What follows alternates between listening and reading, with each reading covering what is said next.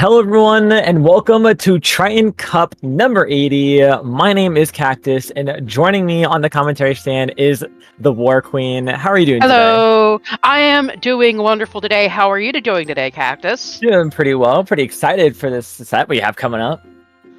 Why don't you tell us about it?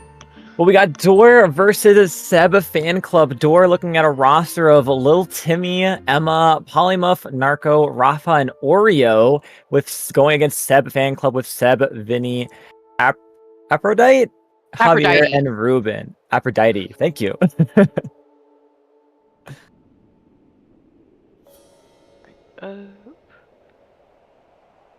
So pretty interesting roster. We're going for our first matchup. We're going to have Zones on Robo Ramen being our first matchup for today. So how do you feel about Zones on Robo Ramen? So Robo Ramen, I don't know the zone placement really well on Robo Ramen. I don't play it a lot, but Robo Ramen is such a big map in that if you get pushed away from it and the other team captures the zone, you can lose really quickly. You can get blocked out real fast if you're not careful. And it hurts to watch when that happens. When you see one team just push up hard and block out the other, it can switch real quick though, and I've seen that happen. Yeah, absolutely. And it's really in those lockout situations that you have teams kind of have to think outside the box a little bit. You have a couple of options, right? You could shoot for some special usage to take out your front elbow to try to get back into the zone. Sometimes if you have a good opportunity, you could try to flank on the bottom left side area to try to come up from the ramp and try to sneak a cap of a zone to turn some other players away. So there's a couple of interesting techniques players could use to try to get out, but it also comes down to the specials they might have available. If they're lucky, hopefully they have some weapons that may be able to cause some damage, like maybe like a blaster for the ledges that players might be hiding under, or even a bucket. So those are some good weapons that we could see come out on this map. That is true, and you made a good point there with the flanking. There are a lot of good opportunities to flank on Robo Ramen, but that requires a good team coordination to make that happen. Absolutely. Let's see if these teams have what it takes to take control of the first game. Looking at these comps coming out, I love seeing the custom range blaster come on out, as well as a decavitator with the charcoal decavitator. Exactly. Let's see how this works. I'm expecting to see a lot of work from those blasters and that slosher.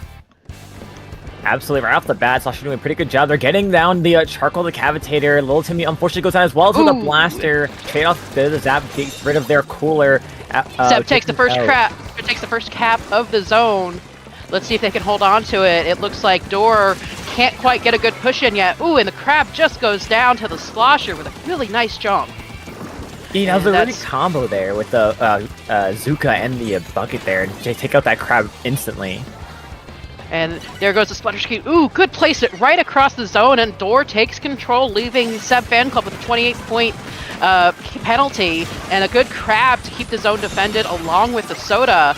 And again, they tap control to keep Seb Fan Club away, and now they're pushing back very hard. Yeah, I mean, they kind of have a lot more space taken up on the side there, but nice pick there. Inja gonna try to follow up, see if they get another pick on the line, looking for one going at the top left area, and they get a nice good pick. Oh, that's some good aiming right there. Just watching, he was looking for good shots to take, and they took it. And again, here we see it. We see Door is kind of blocking Seb Fan Club in their own courtyard.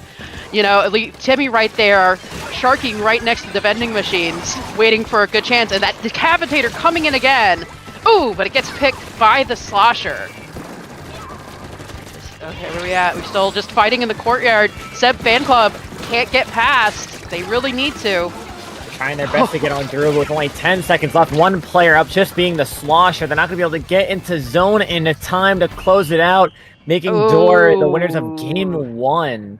What a quick turnaround for them during that game. That is for sure. We saw a good fight right there at the center, but then we saw exactly what we talked about. Door was able to push right in and push right back, and along with some really good picks from that decavitator. Also, I love that they've got the samurai armor on. That's always that's a fun piece of apparel.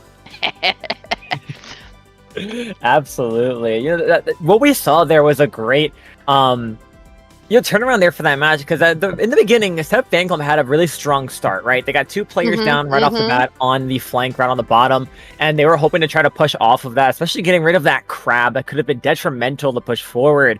But just by Door, just having a quick turnaround, being able to get necessary picks in the beginning, I believe probably having that cooler in the beginning to make sure they have that crab online a second time. They're able to apply pressure quickly, and like what we saw when that screen was put out, forced the players of Seb Fan Club back, and it was just a steamroll from there. Door just locked in with positioning and just did a really good job at keeping Seb Fan Club out, especially by that charcoal decapitator. I mean, they had a triple on the roll there going in for that match. It was hard to watch, but that was definitely some good work. Our next match here is Splat Zone's on Umami Ruins. Let's see if they stick with their loadouts. There's a blaster and the slosher again, and let's see, there's the decapitator again. Not a lot of changes, so let's see if Seb Fan Club can pull a win out on this one. Because of the split nature of the zones on this, it really can change very quickly. Absolutely. Right off the bat, Little Timmy goes down up the top on this block. 2 players going down now, just like what we saw at the beginning of the last game. Seb Fan Club has a really strong start here. They get the player trying to escape from behind them, and all are looking forward here with the cooler ready up. Timmy's trying to just poke around, make sure they don't move any far forward, making sure they stay back. Bombs going tossed by Seb Fan Club. Specials are online, trying to find a way to keep this push going, and this is going to be the strikes to hold forward. But Timmy's trying to go in here with the screen, finding one. They're going to pinch another. It's a 2v2 on the map right now.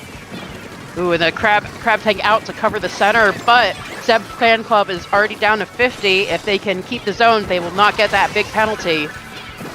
They might. Ooh, this is really. There they go. They keep the zones. Let's see if they can get those last 56 off the clock. A good Zuka cover, just keeping Door back. And ooh, 2 down on Seb Fan Club. Let's see if they can hold their position. They're gonna crack and cancel there. Unfortunate for Seb Fan Club, and now looks like Door's finally gonna be able to fight for a cap. Can they hold it forward? No, Seb Fan Club is just scaring them away because they can't afford to lose numbers here. And just like that, there they go. Not very nice. A little bit of a stall, gets that cap, even though it flips back around. It's a hefty penalty point driven down for Seb Fan Club. That is for sure. And let's see.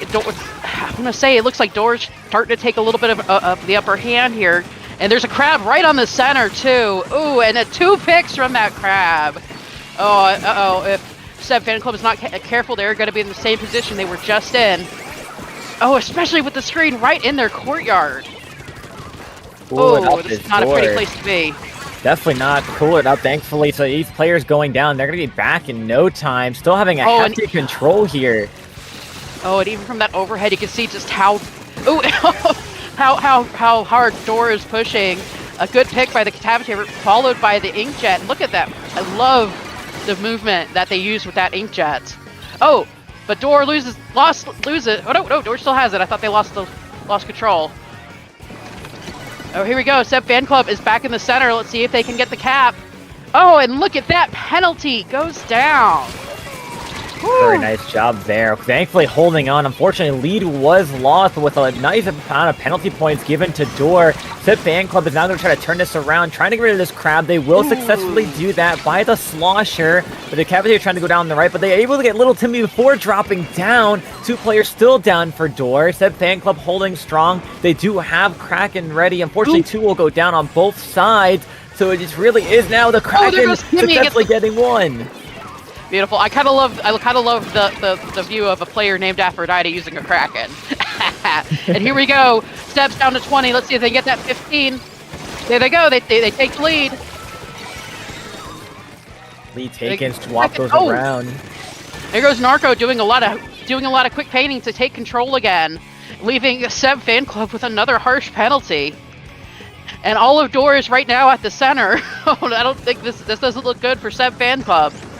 No, it's especially how far back they are. They are popping Zuka, though. Gets rid of the crab, trying to find one more. They won't. Strikes will come out to try to push off, but they're not really pushing off of those strikes immediately. Here comes the Decapitator from behind, getting 2 players down. Players are trading left and right. It is the last 2 in mid. fighting each other. Jumps will come in, Kraken will come out, and that's a wipeout, which is huge right now for Seb Fan Club. For sure. They have taken control, and now they are running down their penalty. Let's see if they can. They look like they're trying to do the same to Door from last round. Just keep them in their courtyard while they run down the clock. 2 seconds left on the clock. Cool will be popped by Door, looking to see if they can find an opening. They're about to have screen ready to try to push on forward, and a crab ready. Just takes one good position to try to flip this zone around. 10 seconds on the penalty. Seb Fan Club keeps control, and the crab gets got. Oh, here we go. Seb still has control, and there goes the penalty. 10 seconds. Oh, too fast to keep up with. But Seb Fan Club is working hard to at least keep Door away from the zones. And Kimmy gets got, and the zones get capped. And that's for Seb Fan Club. Wow, what a match. Great job there by Seb Fan Club, really taking that back in the end there. They're able to tie the score 1-1, so this is going to be a tiebreaker match point for both of these teams. But like you said, that was an amazing game, really back and forth, very different from what we saw from that first game. Just both teams able to put a lot of pressure from the zone and even just pushing past that into the enemy's plat area. And we saw some very good work from Door there, and using their specials together, using their screen and the crab and the inkjet to try and keep Seb Fan Club in their courtyard and away from the zone. But it was very nice to see. I think Seb Fan Club kind of figured it out and were able to push past and give Door a little bit a taste of their own medicine, especially with Aphrodite and that Kraken right in their courtyard. Yeah, I mean, that Kraken really was the MVP of that game for Seb Fan Club, being able to get a couple of really nice and important picks to hold their lead strong and to keep things going forward. I mean, that was really the opener there. I have to argue that Zuka did some really good work, too. That's true, too. Taking out the crab ones on the top mid when they were getting locked out from the dome. I mean, just the pressure it was able to apply was just so good. That is true, and oh man, you love to see a game go like that, where it's not just one complete lockout. It's a back and forth, and makes you really sit on the edge of your seat, waiting to see who's gonna come out on top. Absolutely, and with this being such a close second game, it only leads how close the next game's probably going to be. We're looking at zones on. Wow, is the new map? I'm forgetting it already. That is Barnacle and Dime, I think? Yes, I believe so. Barnacle and Dime for our next game for this set. Teams are going to be readying up, and we're going to be going into it for our match point tiebreaker here. Let's see which team can be able to take it on out and take their first set win of the day. Oh man, this is gonna be crazy. And it looks like, yep, we've got the same loadouts on both sides. I'm really, I know a lot of people don't like Barnacle and Dime because of the center setup, from what I understand, but it really makes for some good fights. And it looks like Doors gets the first cap, they're really quick to get out there. And already a switch back and forth, and look at that Zuka! Oh Zuka wow, right her Seb Fan Club, just no mercy at this, even in the first minute of the match, first 30 seconds of the match. Yeah, Seb Fan Club came with a goal in mind, and that's to win this at all costs. Even though a screen's going to help Timmy take over the zone, unfortunately, they will go down, and it's going to be Seb Fan Club again just trying to apply this pressure. The Crab is out by Emma here, trying to see if they can get any picks on any players or scare them away. Fortunately, none will go out. Dropping on the left side here, will that get a trade-off? Yes, it will. 2 players down for Seb Fan Club. Make that 3. It's just Seb alive on the shot. They're trying to escape, but a delayed wipeout takes them out. Oh, and here we go. Doors already in the courtyard, ready to try for a lockout. But I think between the Slosher and that Blaster Seb Fan Club, they have kind of figured out where they need to be. Oh, that poor Blaster hiding from the inkjet, just waiting and letting them use it. Let's see if they can push back into the center. They try with some ink strikes, and there's the Zuka, but it's not enough to get the crab. Ooh. And now it's 2-2 on the map. Fortunate bomb takes 2 out there. Players just rushing in forward. That was a lead swap just a little bit ago for Door. Set Fan Club though pops a crack and they're trying to go for a cap for the zone just to hold it off. Yes, they will finally get that through. Trying to find a couple players hanging around. We do have Timmy here behind them, trying to cause some ruckus, get some of these out. Can the Blaster find them out in time? Yes, they will. Beautiful. And no more points finally counting down for Set Fan Club after that penalty. And they don't have a lot to catch up with. And Door does have pretty intense penalty right now on the clock. So if Seb Fan Club can keep this up, but it looks like we already got Door moving in on one of the sides with the Decapitator and the Crab, which is a hard combo to beat, I think. Oh, and there's the screen. But Seb Fan Club keeps control. Keeping control, Inkjet comes out, they're trying to find some picks and even a cap. They find the cap first. Can they find the pick on the player on the side? Seb stays alive, gets a nice trade-off at the end there. Players of Seb Fan Club are just unfortunately dropping here. They got a nice direct there. Trying to find one more, can they find it? No, but a Kraken will come out and stall these players around. A jump goes down, can they find another?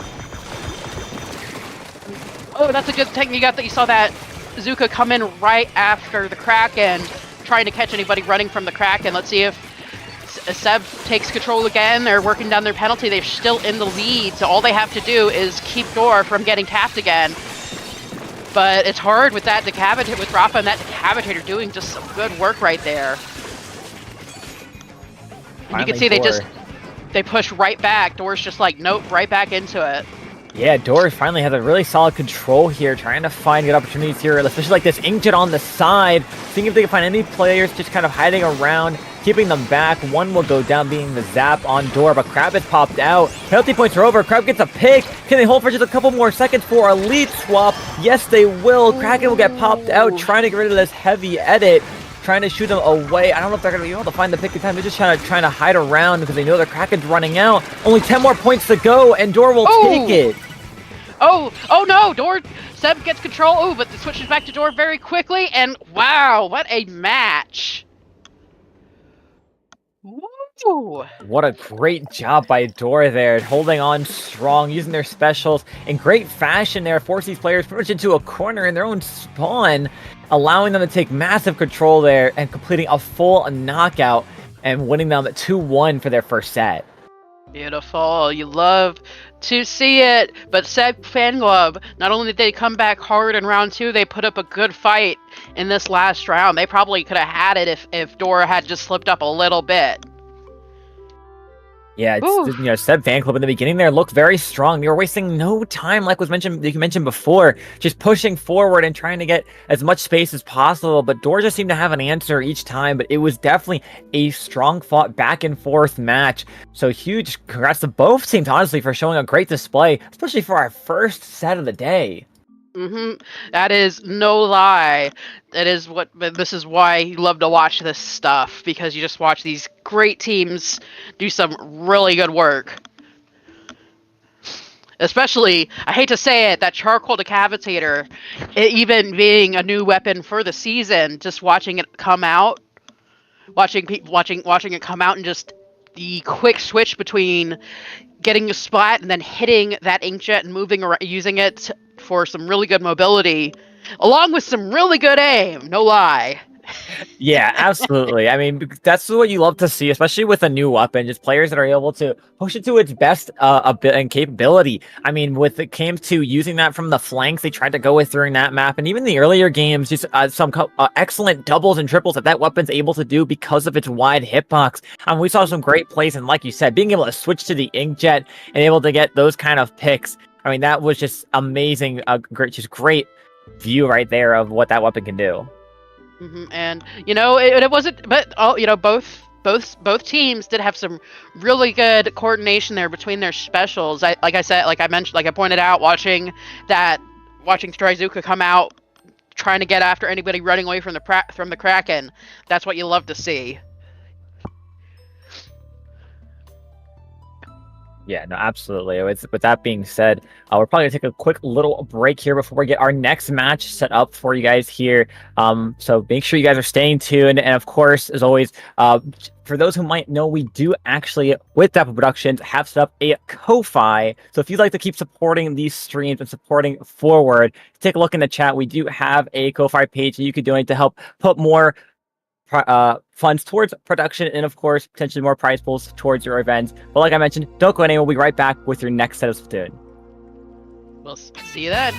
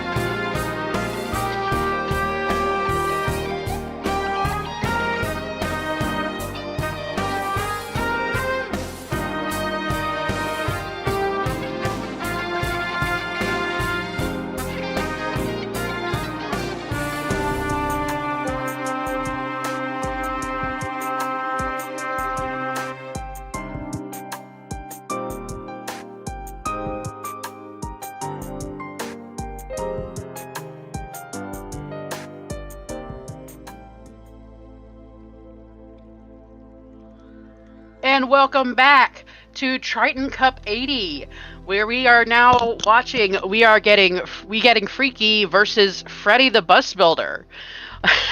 Those are. I love these names. Gotta love the creativity of the community, right? Right. Like, hey, you have fun with it, right? So on We Getting Freaky, we have Goose, Swag, IB Woomy, and Delta Diff. And on Freddy the Bus Builder, we have Bungie, Akio, CJ, and Mox. Yeah, and I love to see the chat. Yeah, we getting freaky up in here, apparently. You gotta love it, and that's the fun part about it.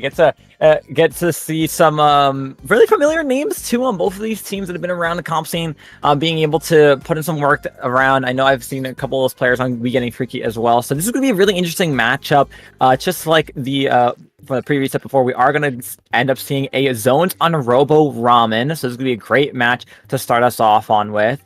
Again, same thing, watch out for those flank routes, making sure you have good opportunities. Again, wouldn't be surprised if we see blasters or buckets here, and we don't have to speculate either. We're going to go right into it. Let's see what these players bring out. Oh, and there's a sloshing machine and the two markers. All right, I know they're pencils, but I call them markers. Okay. That's fair. And surprisingly, an ink brush on Bus Builder, and I love seeing an ink brush, even if it is the Order replica. A little funky, but what can you do? And it looks like there's still. Wow, it looked like Freaky might have had it there for a second, but Bus Builder's still fighting hard. Nobody's gotten a cap yet. Now, both teams really fighting for this cap. Mox is trying to go in with that zip. Unfortunately, doesn't find any picks. Players just kind of trading off here, trying to fight for the zone. I think we get Freaky might have this with his Booyah Bump space out. There it is. No picks finding out with that Booyah. Jumping out was one player, but there goes the Decapitator on the bottom. They're finding one. Inkjet comes out. Can they not find the pick on them? Yes, they will. Great pick there. We do see the shot here, trying to probably stay alive. They are really close to Azuka, so they're going to want to stay alive, especially with Cooler being popped. We getting Freaky in a good control right now of the map. That is true, and it looks like they're trying to block. Bus Builder off a little bit, but that marker's doing some good work, keeping the team away from their entranceway there. And Bus Builder takes the control, leaving Freaky with a not a bad penalty, but still a penalty. Absolutely, and all penalties going to count here with the Inkjet now coming on, unfortunately dropping down. Can they get back up in time? And will they find a pick with it? No! Machine takes them on out. That's just before. Oh, there's that marker. Gotta love that pick there. Yeah. And this Nautilus is doing some hard work trying to defend the zone. But Bus Builder takes the lead with a control. And Freaky tries, but they can't get it. Yeah, Freaky trying to go on in, trying to find a pick here. Cavitator's going on in, trying to find a pick on one. Gets picked off here by one. We see players still fighting for the zone by Bus Builder here, but Freaky will get it back in cap, and they can start working on their penalty. Unfortunately, one goes down to the shot on the side. Jumps come in for Bus Builder for players who are pushing in forward. Shot goes down. Can they get another? Yes, they will. 2 down for Bus Builder. Freaky's now trying to capitalize all this, get more players down. Trades off. Blue Bomb will come out. Penalty point going down. Oof. Now we try to watch. That Nautilus got that Decapitator real good, real easy, just charging right in front of them. Don't like to see that. Freaky is off their penalty and almost have taken the lead. So Bus Builder they seem kind of loose. There's not a lot of focused movement here. But the Inkjet comes out and Bus Builder does take control, leaving Freaky with a actually pretty hefty penalty. Ooh. Yeah, big penalty indeed, but Goose is really on a roll right now. I believe that could solidifies a triple for them with the machine. Mox is on the side here, and they are spotted out, but they're just focused, Team Freaky, on getting the cap of the zone, getting another pick here. Goose is just destroying here, ends off with a nice little trade-off. Swag in the front here with the Nautilus, getting one, hoping to hold down the zone. Yes, they will. They want to try secure as many points as they can here. Yeah, man, Freaky... They still have the lead. They are taking pretty quick work of that penalty, and that Nautilus honestly seems just a lawnmower right now. You see a lot of good work. They find a target, they take it, and even on an area with no ink, they seem pretty focused on which teammate to splat. But right now, Bus Builder has taken the lead and is pushing back. And that's actually it. If Freaky is not careful, they could get boxed into their courtyard. Yeah, I mean, they're trying to move on forward here, use what they can to their advantage. Trying to push on there's a forward. sprinkler on the bottom of the ramen cup. You love to see Sword play keeps the zone. Zip goes down with a trade. A couple more points, and Bus Builder were able to take the lead here. They're just trying to stall it for a little bit longer. Down goes one to Akio. They're trying to find another. They find two. Can they find three? Yes, they will. They do. A triple. A triple, and then they get picked, but wow, that's that good work. Here's Mox moving in again with that brush, and what are they doing? I'm not sure. Look at that. It just swapped like 3 times, but that leaves Bus Builder with a pretty hefty penalty of only 3 points on the clock. Mox finally putting that Inkjet to work a little bit, that zipline to work a little bit, but they still get picked off. But Bus Builder has a pretty good situation right now. Yeah, I mean, the Freaky's going to have to try to find a way in with only 15 seconds left. They use Azuka to find a pick on one. They have to try to fight for a cap here. They get two. That's just actually really huge for Freaky right now, but they need to try to take space. One will jump out. They have to try to hold forward, hold control of this zone, and lock out Bus Builder for the foreseeable couple more points. They're going to have both penalty and actual points. Control goes down, but they get it back again. But that looks like a heavy push from Bus Builder. That's the Cavitator. The Cavitator caps the zone and wins the match for Bus Builder. Whew. Bus Builder did a really good job. That was such a back and forth set there for both of these teams. But Bus Builder in the end ultimately able to hold on. Something I noticed is that Team Freaky didn't. I don't think they ever took rid of the sprinkler that was above on the ramen bowl, so that was really helpful towards for Bus Builder to take quick control, especially when they were able to get 3 players down. That was a really strong hold, and overall really good game for Bus Builder, but Freaky definitely put up a fight. They really did, and honestly, if not for a few moments, they probably would have had it. But both teams are really evenly matched. Yeah, absolutely. Both teams were putting in a lot of effort there, and it seemed like anybody's game. It only took, though, the Bus Builder to just have a strong hold and just stall it out as long as they could, get all the way down to 3. And with a lot of just their paint pressure being used and a lot of great sharking opportunities, they were able to get the upper hand on We Getting Freaky, and applying that pressure, just making it really difficult for them to find a way in, especially when they weren't able to use a lot of their specials to their advantage without players going down. And I do hate to say it, though, it was really like that ink push did get some good picks, but I can't use Zipcaster. I know you have to be really careful with it to get those good hits. But I'm hearing an echo. Make sure it's not on my end. But just it seemed like you saw that ink brush go down a lot, and that hurts my heart to see. Yeah, I love to see. It's great though to see in general that they were able to get a lot of useful plays out of that Zipcaster, which was really incredible. I mean, we saw a couple nice doubles from them, especially taking out, using the map layout to their advantage as well, just zipping far off on the walls and coming in from off angles that their other teammates were maybe shooting from as well, just to kind of pinch them in between that.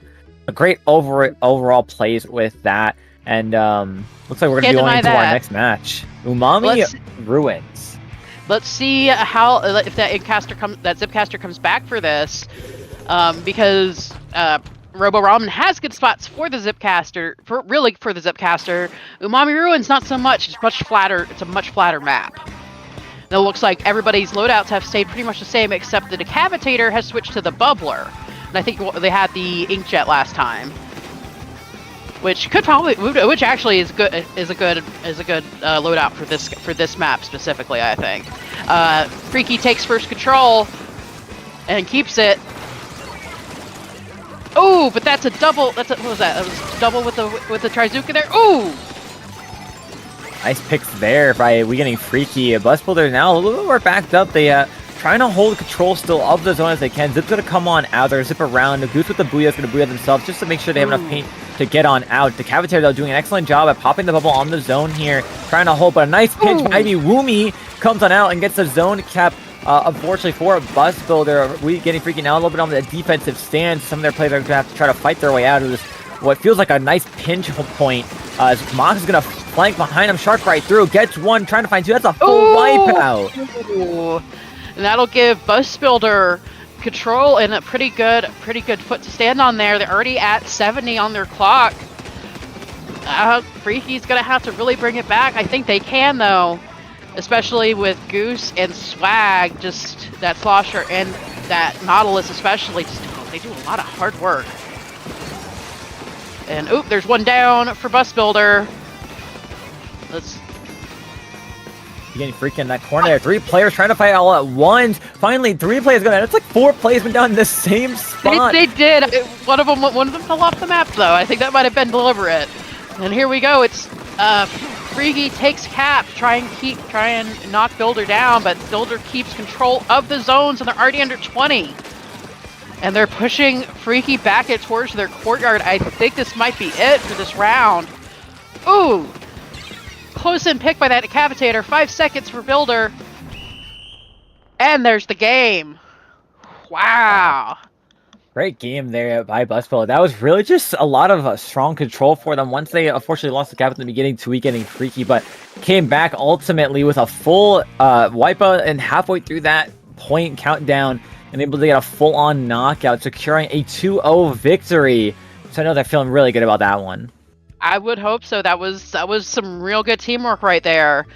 Looked like, oh, man. And sorry for Freaky, but they did put up a good fight. They did. It wasn't they did put up a good fight. I will say that.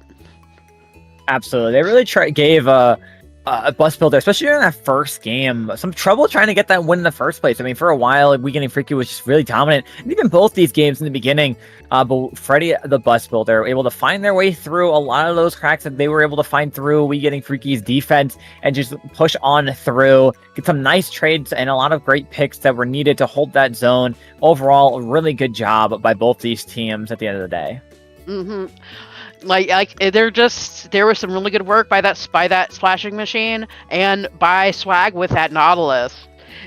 And if it, sometimes you just need one opening to get that win, but We Getting Freaky was not able to find it. So congratulations again to Freddy, the bus builder. If you want to support your tournament, we now have a Ko-Fi for Dapple Productions. If somebody will post a link in the chat, there we go.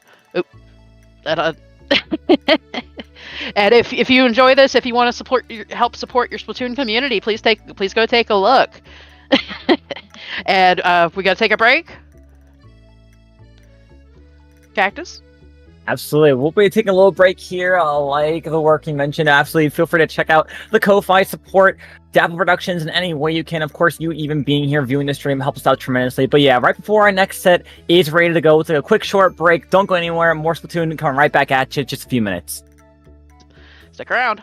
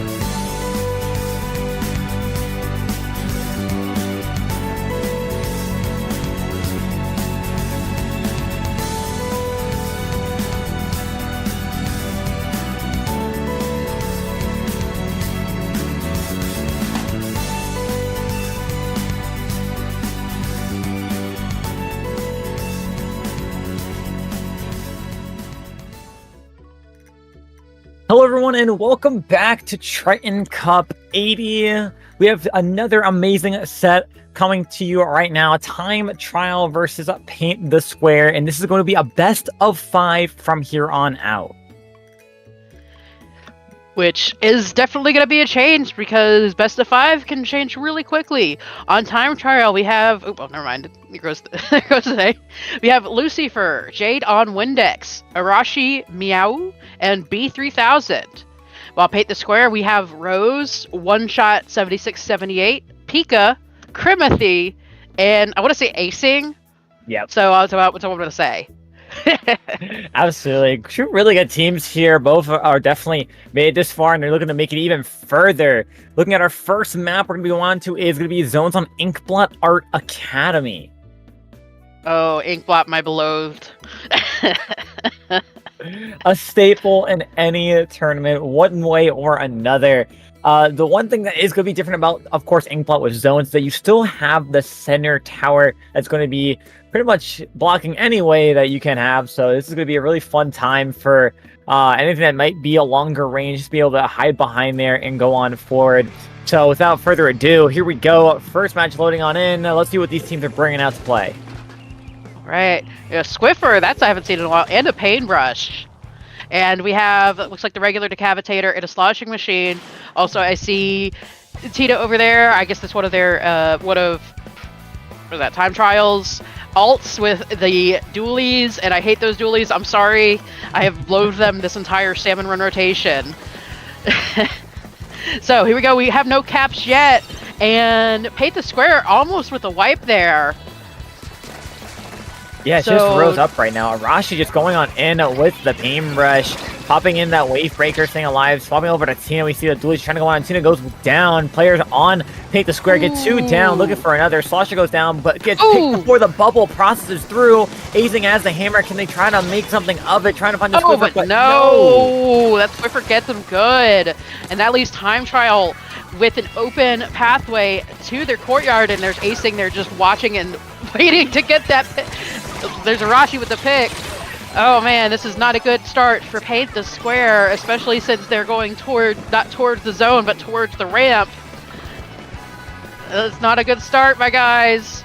They're already, Time Trial's already on 20 ticks.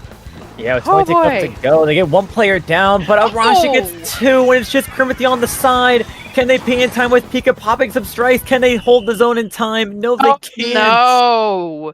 Wow. That wasn't a shutout, but wow, that was some very quick work by Time Trial. I think Paint the Square needs to take some of their own advice. They gotta get it and Paint the Square, but Time Trial wasted in no time in breaking that record, making sure that they get that game over and out just so quickly. Wow. Yeah, oof. For sure, and even the chat agrees. So that means our next round is gonna be Zones on Robo Rom N, and man, we've already seen this map the last two sets. So especially watching everything in that first round, I don't know if Paint the Square is gonna be able to keep up with this. Yeah, I'm hoping that maybe the map terrain will be a little different and hopefully in Paint the Square's favor. Because Paint the Square had 2 great weapons that work really well in this kind of map. You have a Luna Blaster and a Slosher. Now, will they stick with those weapons? I'm at least going to be confident in saying yes for the Luna. Because if my memory serves me correctly, Acing is a Luna 1 trick, and they are an incredible player on that weapon, pushing it to its max capability. So it'd be interesting to see if Paint the Square could try to find some way on working their way back in, because that first game was so dominant for Time Trial. It really was, and like we saw is Paint the Square went towards sliding instead of painting, and you gotta bounce on a splat zone. There's a marker and an ink brush. That's a change. And there's a Splatana Stamper out as well. This is going to be interesting.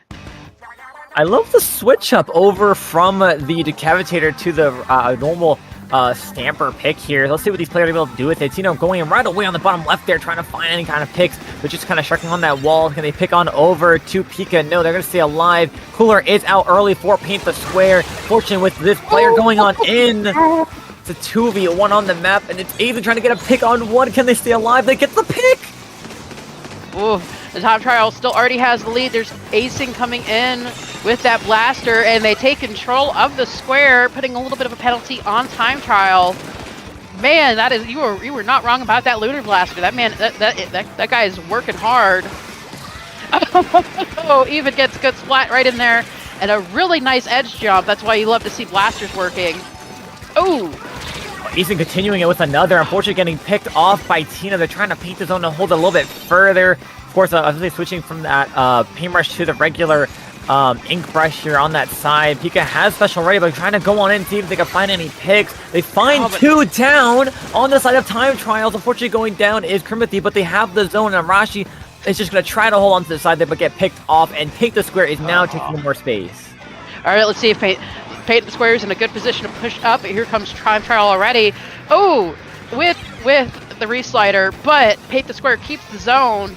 That marker and that Squiff are doing some hard work to paint the zone from a distance and provide a good anchor point for people to jump to. And they take the zone. Down. That's beautiful. Zone taken, 2 players down. Slosh trying to go over the ledge to get Jade, who's really been putting in the work on the Squiffer. Kind of frontlining here with Tina. Unfortunately, they will back off, and Tina will go down. Jumps will come on in for Arashi. Pika on the side here has special ready, trying to stay alive so they can use them. Unfortunately, Acing goes down, but they're going to try to strike here to stall it a little bit longer. 3 players down. That's huge. And that's the control back to Paint the Square, and they still have the lead even with that penalty. And here they are pushing right into the courtyard as a team. Let's see if they can keep control of that area. Oh no, Arashi, my poor boy, my poor ink brush, I'm so sorry. Crimothy wasting no time to use that. Wow. I mean, great pick by Jade there. You could say Crimothy doing a lot of work here, trying to go on in here, get some beautiful picks. On the side, drops down right in front of Crimothy, and they get the pick on them as well. Acing now with the stamp, trying to see if they can find a pick on the brush, but they will escape. Hammer is thrown as it finally picks. I don't believe so. Strike's holding them out, though, and Paint the Square only has 15 more ticks left, but Jade gets one, looking for another, and Reef Slide will cap the zone. Maybe? No! Oh, Paint the Square still has the zone at 10. Oh, but they lose it at 10. And, Time Trial takes it, leaving Paint the Square with a 56 tick penalty. And, oh man, leaving Paint the Square in a hard place. Let's see if they can pick it back up. Here's Crimothy coming in with that Splatana again. Oh, he knew he was there. Oh, but he jumps right into that Squiffer. Wow, here comes Acing with they've got their stamper ready. They're just probably waiting for a good chance to use it. Yeah, with them knocking down this penalty point already, Cooler's going to be up. They're going to try to pinch these players wherever they can. Arashi's doing a great job of kind of trying to distract these players around. Fortunately, Ethan finds a nice pick on them there. Strikes going on to push these players back even further. And we're going to see them go right on in here. Stamp will be popped as well. Can they find a pick or get picked themselves? Oh, no. One jumps out. But that does push Time Trial back. Here comes the reslider into the zone again, and they take control. That's a good cap right there from Tina. Tina's assisted by Tina there, and they keep it. Paint the Square's doing good, but they're starting to. Crimothy gets picked by the Squiffer. Was that the Squiffer? That was the Squiffer, I think. Ooh.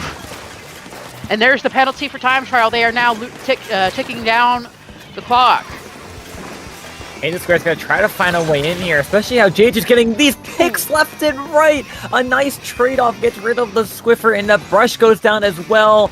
One player left alive, and that's just being the pencil. Sample going in, find that pick, gets a pick on the jump, 2. Acing on a double. Can they find another? They find 3! I think that was a delayed right before Time Trial. And Acing's pushing in real hard to try to keep them away from the zone with that Luna Blaster and that edge jumping. Whew, wow. There goes Crimothy down again. Weapons. Down goes Crimothy with strikes coming on out. Penalty's about to be over. Jade trying to flank on the side. Will get picked off by Acing. 4 more ticks to go. Can they hold it? Just a pencil. And they hold it. Wow. Paint the Square. Paint the Square takes the win. Wow. Well, okay. I gotta apologize. I didn't expect that was quite right out of the gate. real intense, real hard pushes. Just not what I expected. And I want to say Acing did a lot of great work there, showcasing the blaster and how the blaster can be used on edges like that. Really good stuff to see. Yeah, and I gotta give them props as well. The switching over to the vanilla stamper that really did a number this game for them, unlike the decapitator did last game. It allowed them to be a lot more movable. Allowed them to use the special a lot better too, especially with the zip cast. Get some great picks, draw some attention away. So really nice game by Paint the Square. But again, Time Trials gave him a little bit of a struggle there as well, getting it all the way down to 22, 11 point of a difference. Things were looking scary, but they were able to ultimately get on in and secure the win. Very nice. Very nice. We did see some good work from Time Trial, no doubt, especially between the Squiffer and the Marker. Just with the range and the painting power both of those weapons have, I could see a good team being able to just control the zone from a distance with those weapons.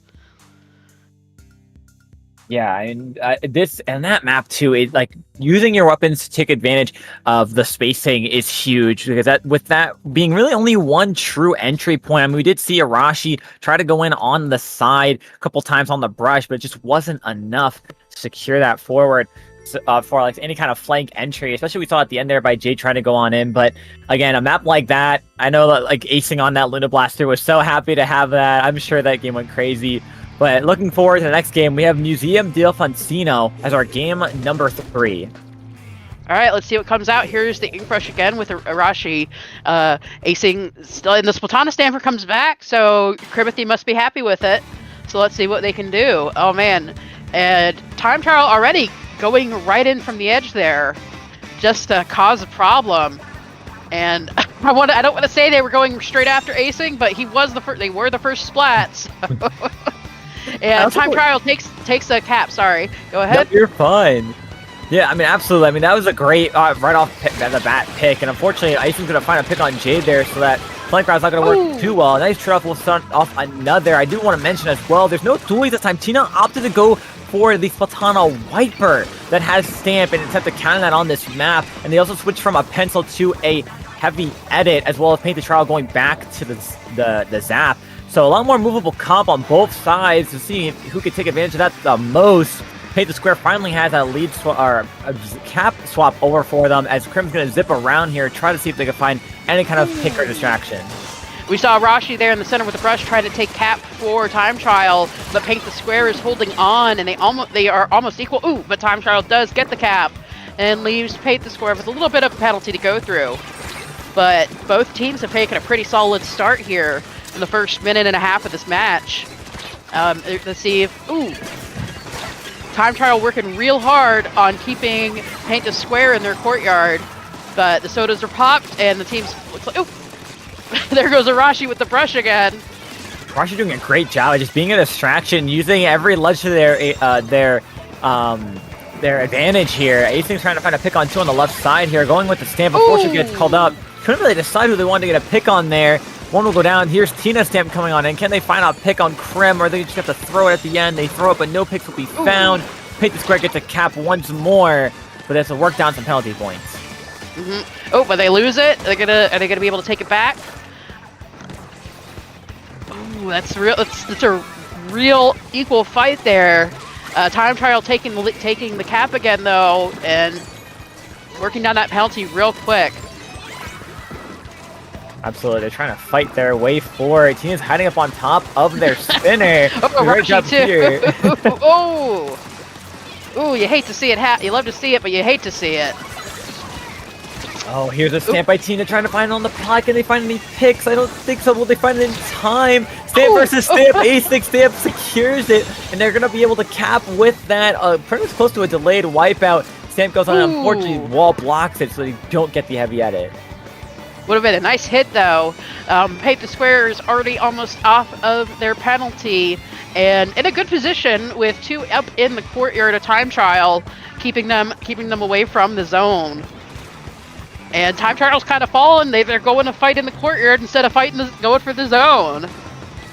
Yeah, Paint the Square doing a great job at holding the plat here. Unfortunately, down goes Pika. One's going to flank on the side for Time Trial. Can they paint over that zone? But there's two in mid to hold it. Lose the lead will be Time Trial. Paint the Square now in a lead. Only 24 points to go. Oh. They're getting two down on both sides. Tina completes another pick off, and that's going to be a zone flip. That is a zone flip. That's a triple splat for Tina there, it looked like.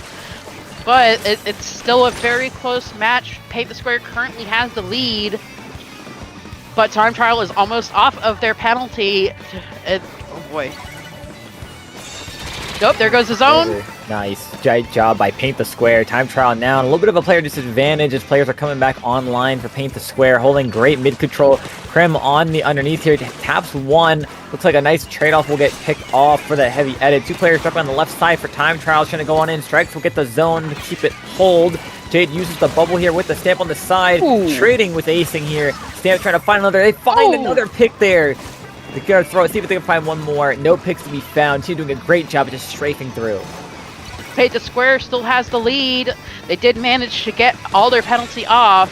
So they come back with a smaller penalty this time. Acing in the center, trying to defend. Ooh! We turned that back. Oh, man. And Time Trial takes the zone, and here we go again. They're off their penalty, and let's see if they can catch up. Penalty points are gone, only a few more to go. Time Trials just has to hold on, but the strikes will come out. Will be in enough time. No, it won't. Lead is taken over by Time Trials. Two players are down for them, though, but they're still holding on. I don't think the players have picked the square around just yet. Can they flip the zone to get one? Ooh. Oh! Time Trials takes the game, securing the zone, holding it strong. No players on Paint the Square were around in time to flip it over for themselves. But good. That was still a great match. It was a just back and forth for real, and we saw a lot of good work from Time Trial, especially from Tina and Arashi. That brush and those oh man. The one thing you really hate to see on maps like this, especially though, I will say, is that center tower can mess with stampers, and if you're not careful, and you just hate to see it happen.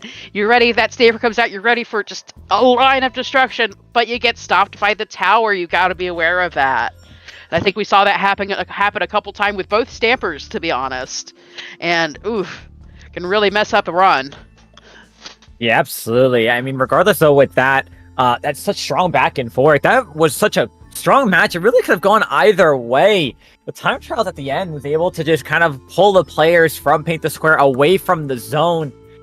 Because as most players know, the last thing you want to do is go down on the zone to get picked off and paint the zone with your splatted ink. So fortunate timing there for Paint the Square, but you know, they're hoping that maybe they can bring it back, maybe tie the score up once more, bring us to a game 5, as we're going to look to go to zones on Hagglefish Market.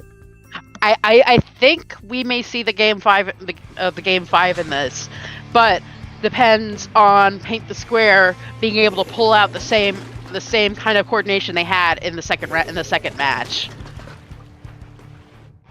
Oh, and here's acing again with the Luna, and Arashi with the paintbrush.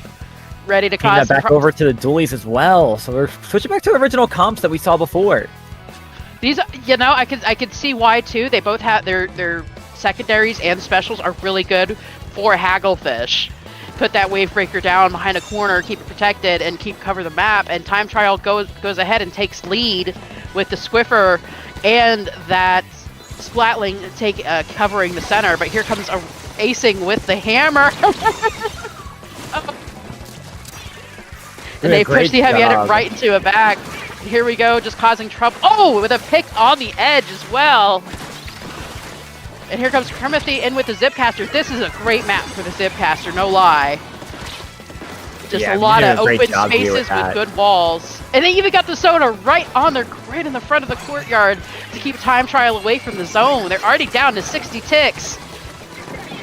Finding great picks here as well. Arashi will drop that wave breaker down, finding a pick on one. It's a 2v2 on the map, and it looks like Time Trials is going to cap that zone once more. Here comes a Reef just trying to trying to pick on Crim, but unfortunately be unsuccessful. Just trying to stay alive. They do have Cooler. They will find one. They're moving a lot quicker than usual. 2 players go down once again for Paint the Square with no Cooler this time. Async sharking in that corner. Might pull out the stamp in a second if they can find a good opportunity to, and I know they're just waiting for it. They're just waiting. Just waiting.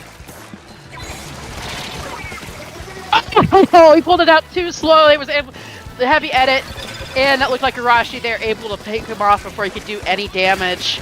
A little too slow acing. Let's see if Paint the Square could push back in. Time Trial's just about to catch up. Oh man, oh no, even from the top view, this is not looking good for Paint the Square. Yeah, I mean, this is a complete reverse of what we saw just in the beginning of the game, the first minute and a half. We're seeing a complete of just 180 of the control that Time Trial now has over Paint the Square. Although with 1 player down, Pikachu trying to be aggressive here, see if they can find a pick on a player over on this block. Can they try to cause enough of a distraction? Yes, they will. With only 1 player alive, it's just Jade. Crim will go in on that bubble and find that pick. Good. They needed that. If they had not pulled that off, they probably would have lost that right away. They still have a bit of a penalty to chew through, but if they're in a good position. If they can keep this, they could probably catch up. Yeah, but you have to be careful between Jade and Arashi. There's some really, really strong work there. And oh, speaking of, the Slosher gets picked by the Squiffer, even though it gets traded off. Paint the Square is taking down their times. Arashi trying to find some picks and gets acing. Ugh. But Rose is on the zone with the soda, but that's a wipeout on Paint the Square. Ooh, I don't know. This is real. Oh man. It's such a nail biter of a game with 2 minutes left on the clock. It's such a strong back and forth. These players literally pushing into each other's spawns to try to hold control of this zone. That wipeout did put some of the paint favor into Time Trial, but with these players trading off consistently, Paint the Square's gotta try to find a fun way in, and Pika might have the answer since they do have the strikes ready. Oh, but 1 goes down. Tina takes down another. Will the strikes cap the zone on their own? No, they won't. Players on the zone to paint it through. Penalty goes down, and lead's going to swap once again to Time Trial. Your Time Trial takes the lead. They're already at 10 seconds. Paint the Square needs to get the zone now, or else they're not going to have it. They look. Oh, Acing on the zone takes control, leaving Time Trial with a 54 tick penalty, 56, and hopefully another chance for Paint the Square to take the lead. Oh, good trade there. No, maybe not good. I don't know. Those dualies were causing a problem. And here we go. As you said, they're pushing right back into each other's courtyards. Pika showing exactly how that Slosher can be used. Doing a great job with a Slasher, but Arashi gets another pick. Can they collapse on Arashi? They will, but Arashi takes a trade out. Pika sharking on the side, the only one alive. Can they hold for their team? They're trying their best, strafing through. Pika finds 1. Can they find another? They find 2. Pika finds 3. Oh, but that leaves Arashi the only one up by the zone. Oh, but Paint the Square keeps control. They are down 10 seconds. That's going to be the lead spot. Can they hold it? Paint the Square wins the game and ties it. We're going to a game 5. Game 5. Oh, wow. Well done on Paint the Square. They almost lost it. But good on them for finding... And I highly agree with the Pogs in the chat there. Some real hard work that I'm sure Paint the Square is setting an insane clutch indeed. Yeah, I mean the MVP at least for the end bit there, Pika in a 1v4 situation finds a way to clutch it up, taking down 3 players, and with the jumps coming on in, players running from the spawn, secure any picks of jumps that were coming out. What an amazing clutch opportunity there for Paint the Square to turn that around and bring this to a full game 5. Oh, this is gonna be the fun one.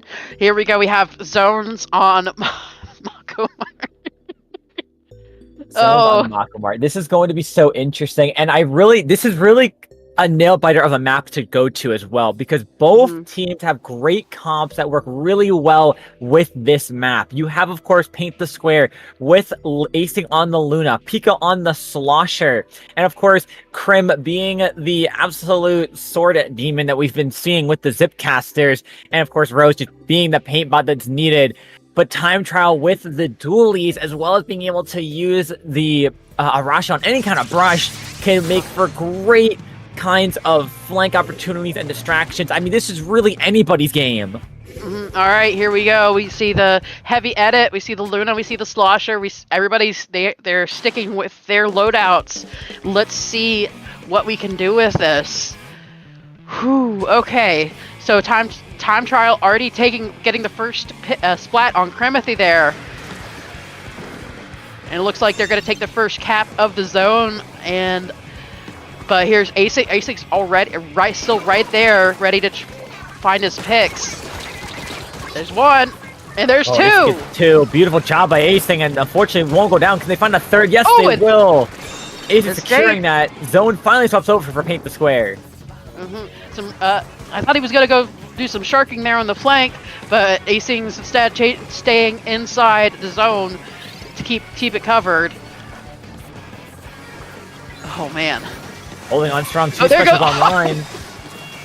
Zone caps over. It's gotta be due to that reef slider, just so strong on this map. Being able to secure it so strong. Tina finds a nice pick on Pika. Gets down by Async, but the brush finishes it off with the whale. It is just Krim left alive, and they get down the two other players. It's a 1v1 on the map right now. It's Krim versus Arashi, and they're gonna just try to hold the zone.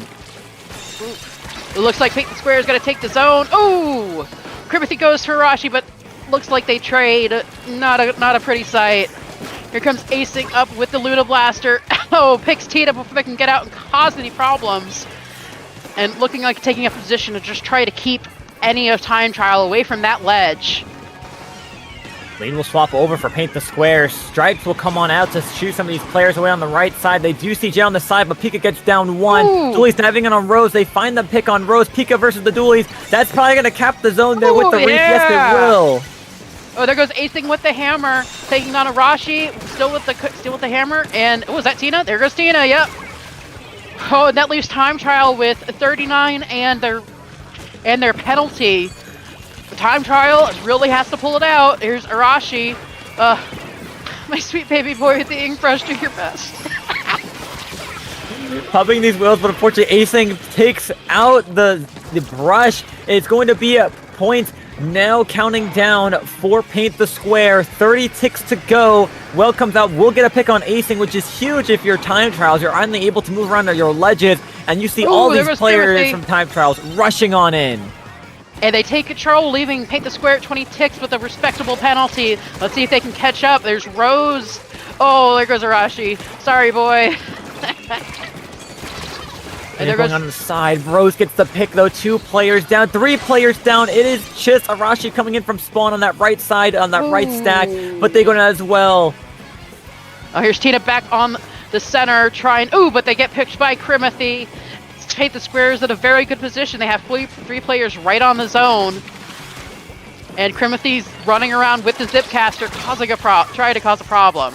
They do get picked by Arashi, though. Oh, here you go. Penalties almost down for Paint the Square. Arashi's trying to come in for the side. Time Trial takes control. Time Trial getting a nice sneaky pick there, but with all these bombs coming on now, the zone's going to hopefully stay on hold for Time Trials. They're trying to fight for it, but it will swap over for Paint the Square. Sweetener's got to try to stay alive here. They're really close to Cooler. Halfway, they need to stay alive to get it for their teammates, but one goes down. Async will find a pick. No. Trade goes off. Jay trying to find a pick on Pika. Cremathy coming in from behind. Can they find it? Yes, they will. Can they find another? Crip's looking for it. No. Sweetener does manage to get the pick, but Paint the Square still has the zone and is working down their penalty. There are 10 ticks. Oh, but Time Trial switches it back. Oh, wow. Okay, so it looks like Time Trial is in the center. They're almost down their penalty. We are 1 minute left on the clock.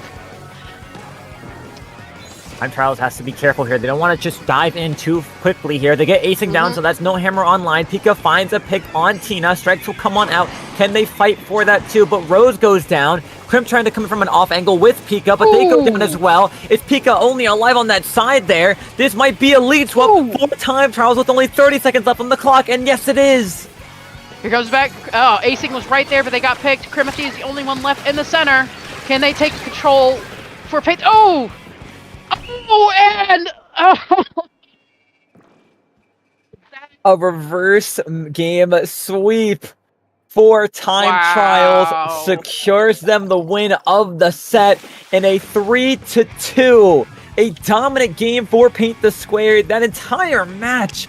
But Time Trials was able to put them in pretty much a long-hauled stagger, securing them that win. What a great job by Time Trials securing that win. Wow. No doubt, but I can't lie. Paint the Square put in a lot of good work, brought in a lot of clutch wins. They didn't give up this fight easy. And I respect y'all. You did a great job, but Time Trial was able to edge it out and take the win in match 5. Yeah, Paint the Square made it look like such a very dominant game, and they turned that around from what we saw from that first game. I mean, it was so dominant in Time Trial's favor, that first one. It seemed like this was going to be a scary run for them, but they turned it around, and they gave us quite the set to watch. I mean, that was just beautiful to view. What a game. What a set. What a set, honestly.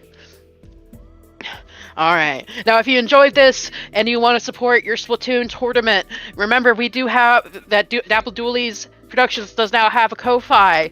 If you want to help keep this going, if you want to show your support, show some love to your TOs, that's where you go. We're going to take a break here now and get ready for the next set, right? Absolutely. Going right next to our next set, it's going to be a winner's side semis, I believe. So don't go anywhere. Semis coming your way, and in the best of 5, we'll be right back.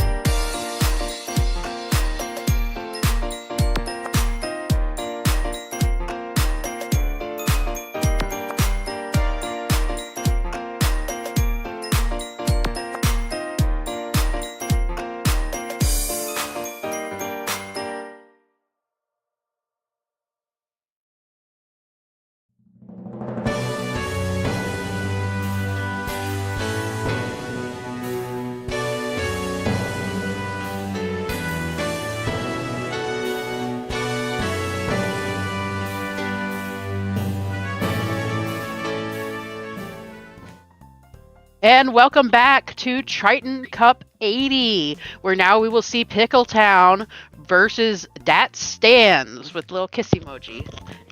And isn't that sweet? Our first match is going to be... Oh, never mind. We have on Pickletown, we have Potato, 5th Gen, Luna, Twig, and the Lemon 27. On Dat Stands, we have Hershey, Kiki, Stands, Dat Kid, Poulet, and Peachy with a little snowflake. Great rosters here, absolutely. And like you were saying, first matchup's going to be on Barnacle and Dime that we've seen once or twice before as our first game for today, for the set. And, again, apparently not a very popular map with players. It might have changed after the revamp, all those new great little spots. We'll definitely see what happens. We just came out of a great match, seeing really good blaster work, really good slosher work. I'm curious to see what these two teams are going to bring to the match. Yeah, absolutely. I mean, both of these teams are made up of some really great players. So we have definitely a strong match on our hands. As you see on the screen, of course, this is going to be a best of 5. So these teams have the opportunity to bring it all the way out, unlike the best of 3 rounds we saw prior to the one that we had previously. So again, Barnacle and Dime, we've seen it before. We're going to see it probably again, opportunities to just push on forward past the center of the zone onto the opponent's ramp and just cause some mayhem in their spawn. Here we go. Moving on forward, Barnacle and Dime. Let's see what these players are going to bring out for their first match. Before we get too far, thanks again to Wade Zakond for coming with their little raid. We appreciate you coming in. And we have markers, we have Splatana stampers. Pretty even loadouts here. We'll have to see how they do. I do love the name War Turtle, though. That makes me smile. And beautiful name. And Pickletown takes the first cap, but it's swapped over pretty quick. That Stanson is in a good position to get the zone, and they do.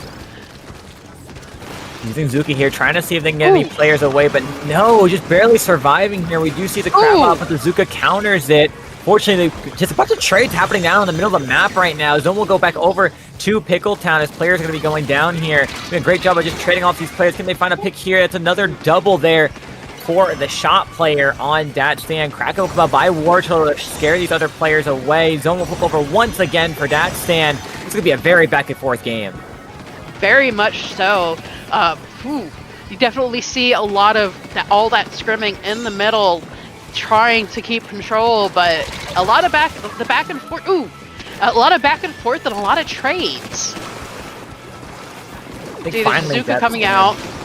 Has a good lead here. Zuka popped up with a crack, and my Luna is going to be finished off. Can Mimic find a pick? Yes, they will. Very nice job there, but Zone is still in Dat Stand's favor with only the 96 being up on Pickletown. They will go down. Delayed wipeout. Dat Stand has a really good hold right now. They really do. Pickletown really needs to get their stuff together. It might be the same as last match, but we'll have to see. They're kind of just hanging out in their courtyard. That markers keep working good at keeping them away. So is that blaster from War Turtle. War Turtle. Here comes the Zuka. Double Zuka's out.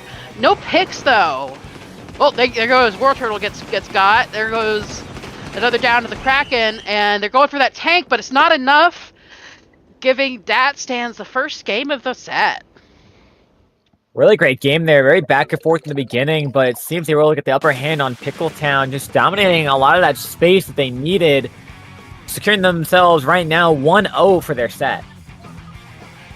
And like I said, I'm wondering if this is going to go the same way our last set did, where it's like real harsh first match, but maybe the second match will be a little better. And our second match is going to be Zones on Makomar again. Yep, Zone's Makomar. Interested to see if any comps will change out here. I think Dat Stands has a really strong comp. It'd be interesting to see if we see any kind of bucket come on out here. Pickletown that came out with a very interesting comp that we saw, double shot with the pencil and the 96. In theory, could be a strong contender, but wouldn't be surprised if we change a thing or two here. But we'll see what these players have to bring out onto the table.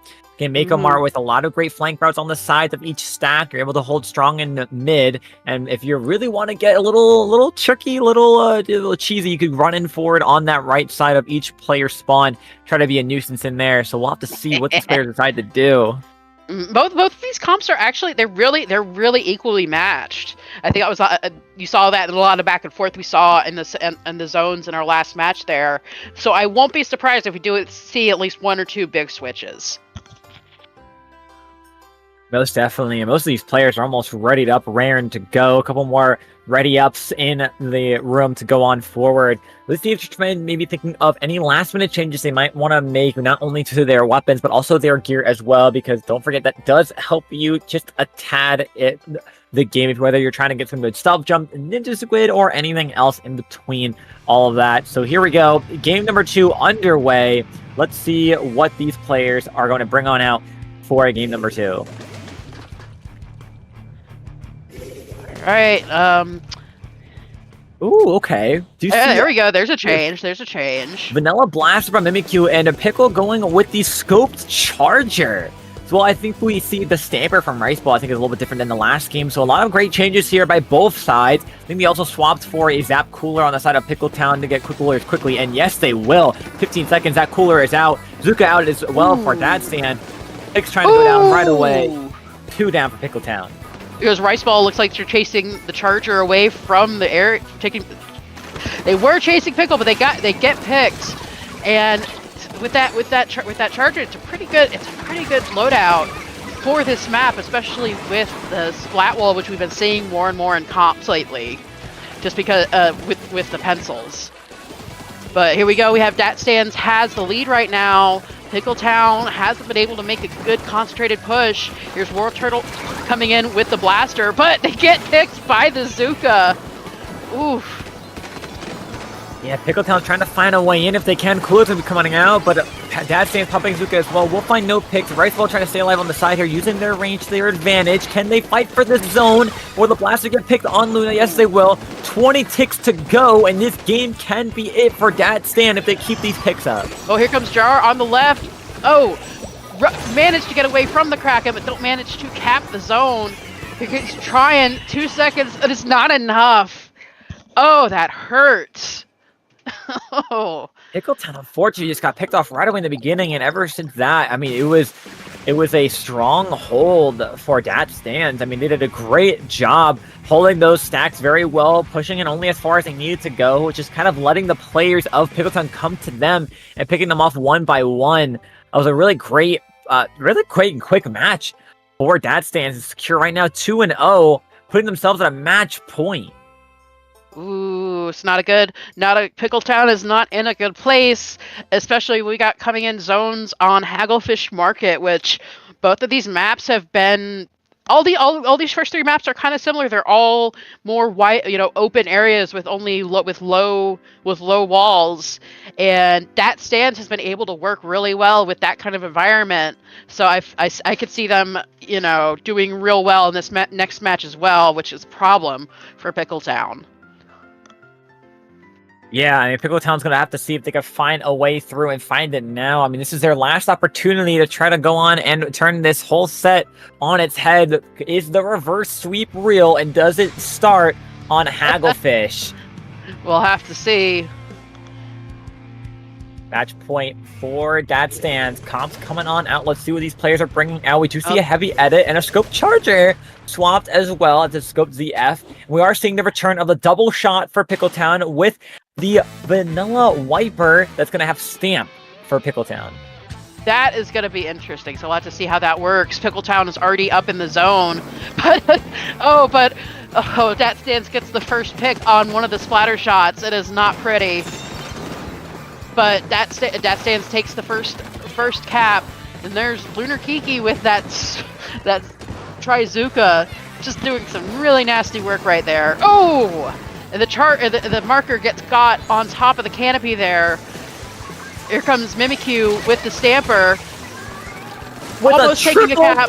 Oh, they're trying to. And there goes Rice Ball.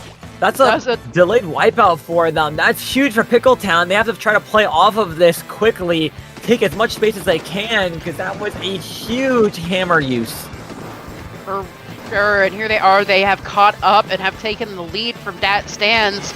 Now they only have to keep it. But you got Trizuka coming in, taking control away. Ooh.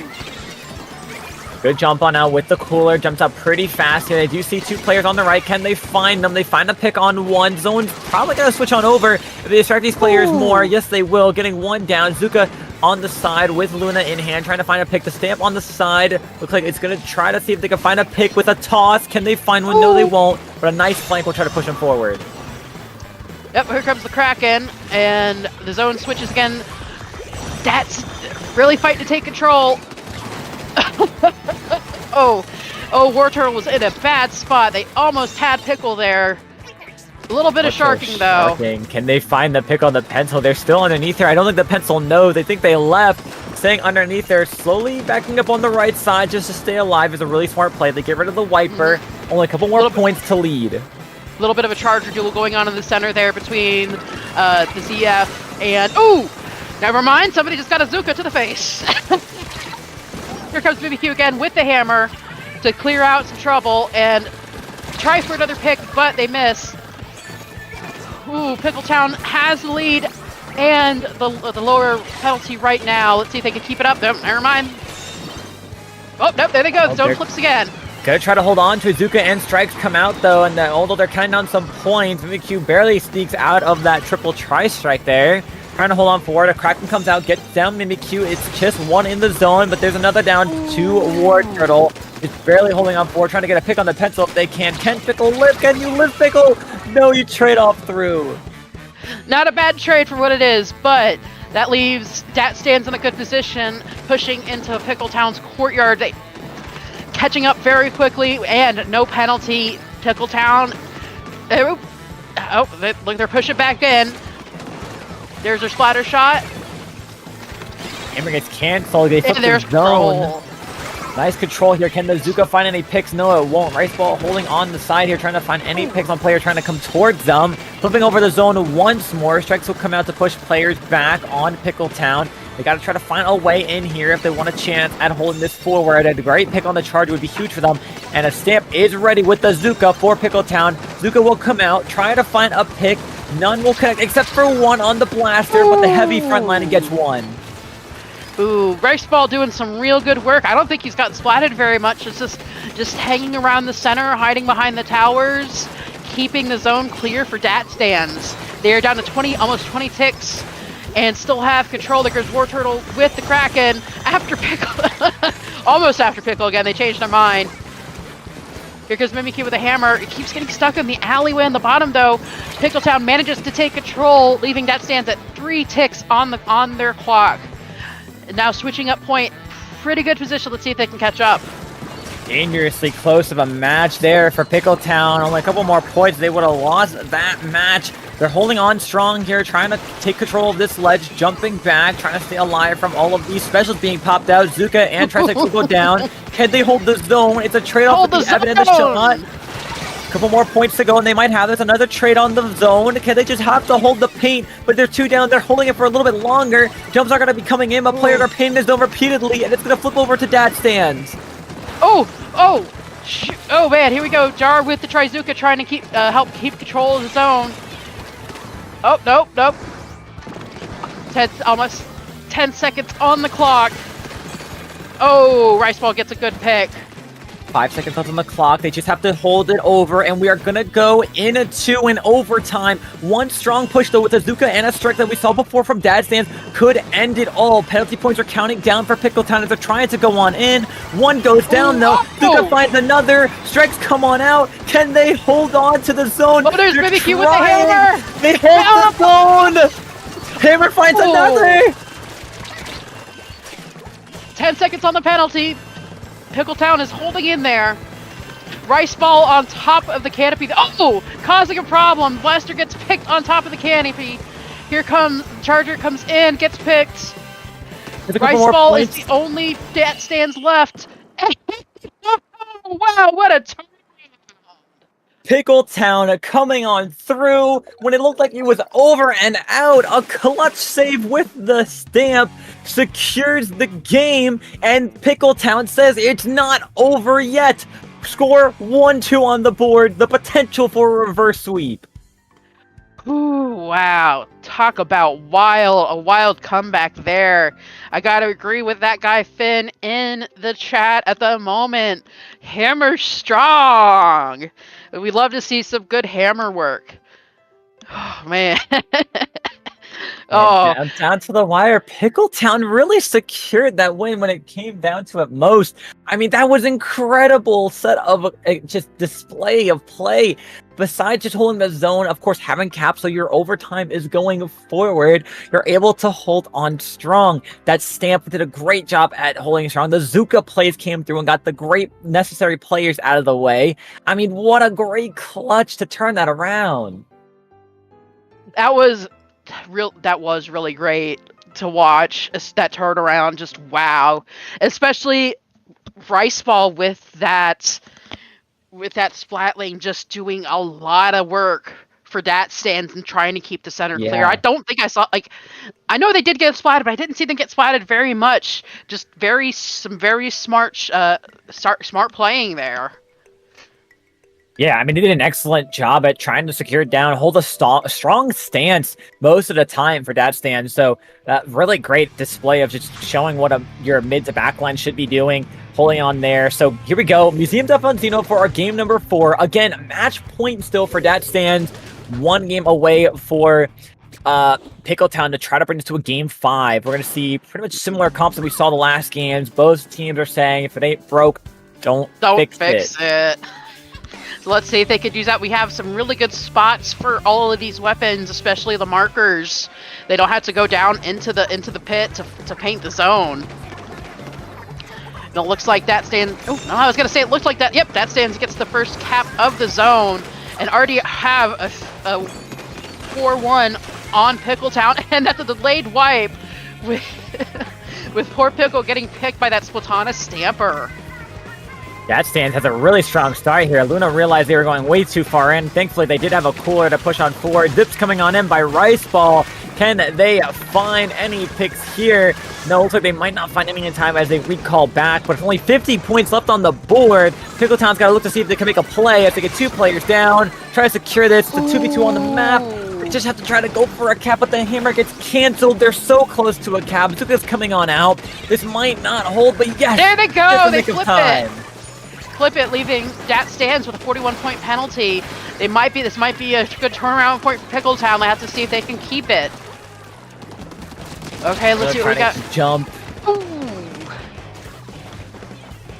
And that's 2 down for Pickletown.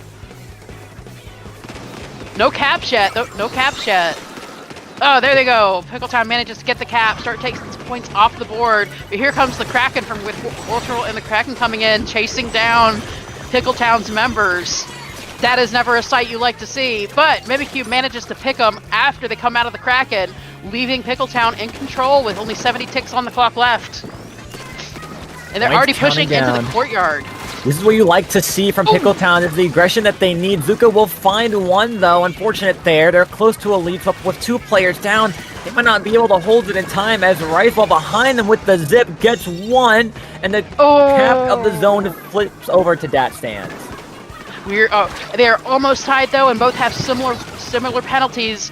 Oh, so Pickletown may be able to recap, but War Turtle in just real zooming with that blaster, finding a target and going for it. And that's 15 seconds on Dat Stand's penalty. Let's see, and Pickletown is starting to move in again. Let's see if they can make it to the zone. They already shake the control. Can they get it? Oh, and then they get it! Alright, nice cap over the Stamp from before by Mimikyu. Unfortunately, did not go through. Might have hit the wall. They do get a pick on the shot. Zuka's trying to find one more shot to go, but they don't have it ready in time. I know Luna thought they did, but another Zuka by Jar on the side. We'll try to see if they can find any extra players. Will not find any to go, but a Kraken's ready. But the Kraken player goes down, so that's no specials ready on Dat Stands, and then the lead will swap to Pickletown. Oh, here we go. Pickletown is in the center, keeping Dat Stands in their courtyard. Here comes the Zuka, trying to get a pick, but Pickle manages to dodge, and the Zuka goes down. Oof. There comes on now, only 15 more points to go for Pickletown to turn this set around. They're trying to hold on strong, hold on to the paint, but Dad Stands gets a pick on their wiper, and Pencil will go down 2. Zuka finds 1. Unfortunately, Cap will go to Dad Stands, and now they're going to count their penalty points. That Pickletown is still in a very good position with only 11 points on their clock, but they still have a pretty big penalty right now, and that stand is moving into their courtyard. Ooh, that Zuka gets a double pick.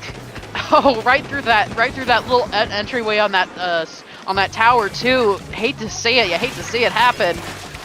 Here comes Riceball with their Zipcaster causing problems, but they get picked before they can cause any more.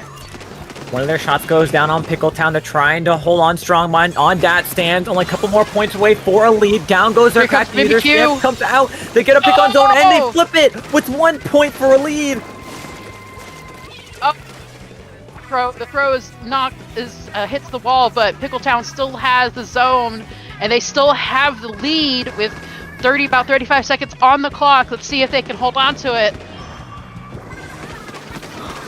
Jumping on out, they're going to try to reset themselves. Down goes the Stamper. Kraken's on out by Wardrow, but just finishing off here. They're trying to stay alive. 2 players go down. A straight on with the shot for the other. Riceball on the side. Might try to get a pick here on the Pencil. Can they get it in time? No. They will back up. Zipcaster will come on out. Only a couple more points to go, though. Keeping them away from the zone. Might hold for the zone to hold on just for that Pickletown, and it will.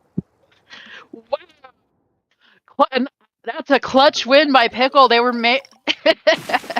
We see some more hammer love in the chat, and some cheers for Pickletown. Well done, Pickletown. Now we're going to make another Game 5. Let's get some love for Game 5, especially. A reverse sweep is in the grasp of Pickletown, going down 0-2, reversing it around. And both of these games, by the way, that took it to the wire. We have a Game 5. Ooh, man. And what better map to secure it on than Crab Leg Capital? Oh, this is going to be fun to see, though. I don't think we've seen Crab Leg Capital yet in this in any of these sets, so this is going to be really interesting to see, especially with these matches. Yeah, with how back and forth these previous 2 games have been, and Pickletown seeming to be the masters of clutching on up, doing so well under the pressure.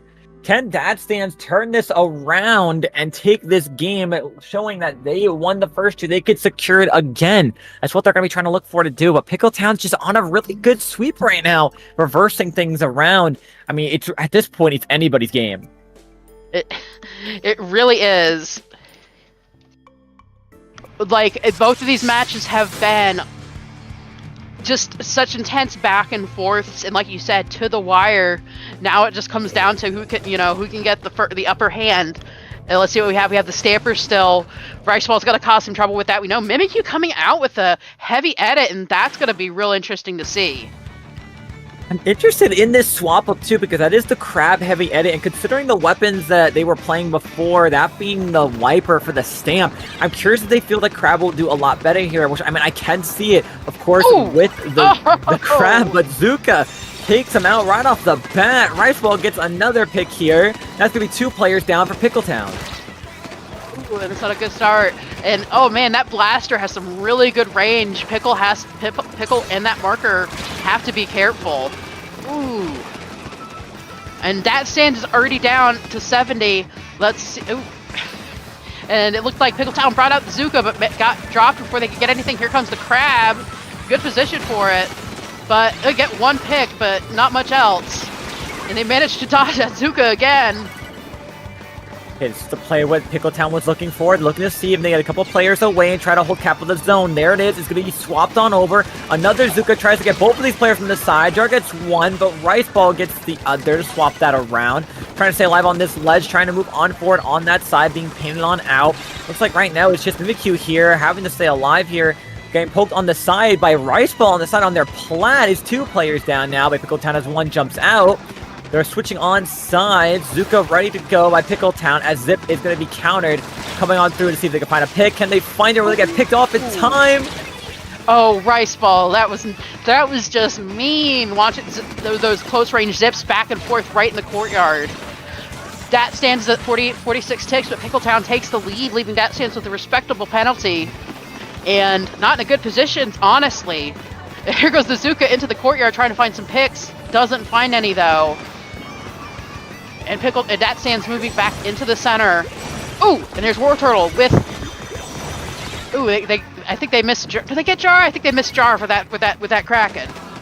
Yeah, just barely missing them through with that as the jump out came out in time. They're fighting for the zone. They get down the range blaster. Zuka will come on out and distract the other two players on that left side, but the cap will go off, even though they flip it right back around. Oh, Pickle gets got by the Zuka trying to drop down to avoid it. Oh, this is 2-2, and Pickletown still had control to see if they can keep it.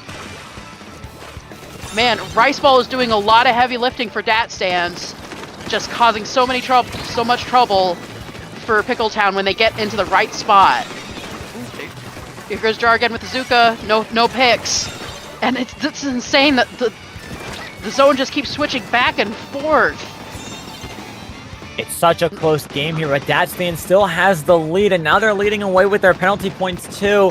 Trying to count this down. Azuka is ready, will be popped on the left side. Can they find a pick on one of them? No, Zuka will not find any picks. Mimikyu trying to see if they can get a crab ready and try to pop it on this top left to cause a distraction as the other players are trying to fight through mid. Here comes Kraken as Jar pops their Zuka. One will jump out. Unfortunately, down goes Jar. Rice Ball holding zone strong, and this is their points counting down. Here comes the Zipper.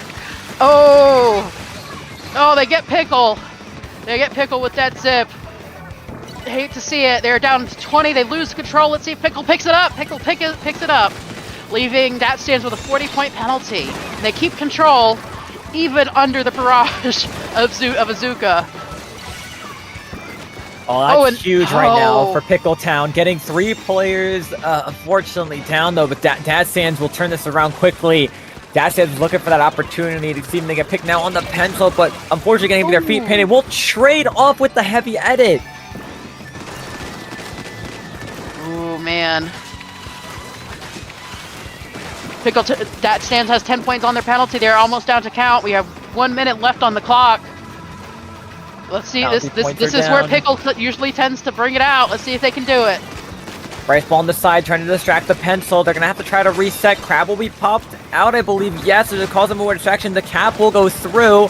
Blaster is on the Crab trying to find a pick on them, but they will find the pick instead. And with 3 players down, Pickletown is setting up beautifully here, trying to see if they can now lock out Dat Stands and get all the way down to 12 or lower. And it's doing a great job of counting down right now.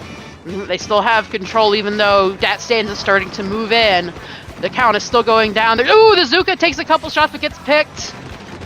Here comes the Kraken.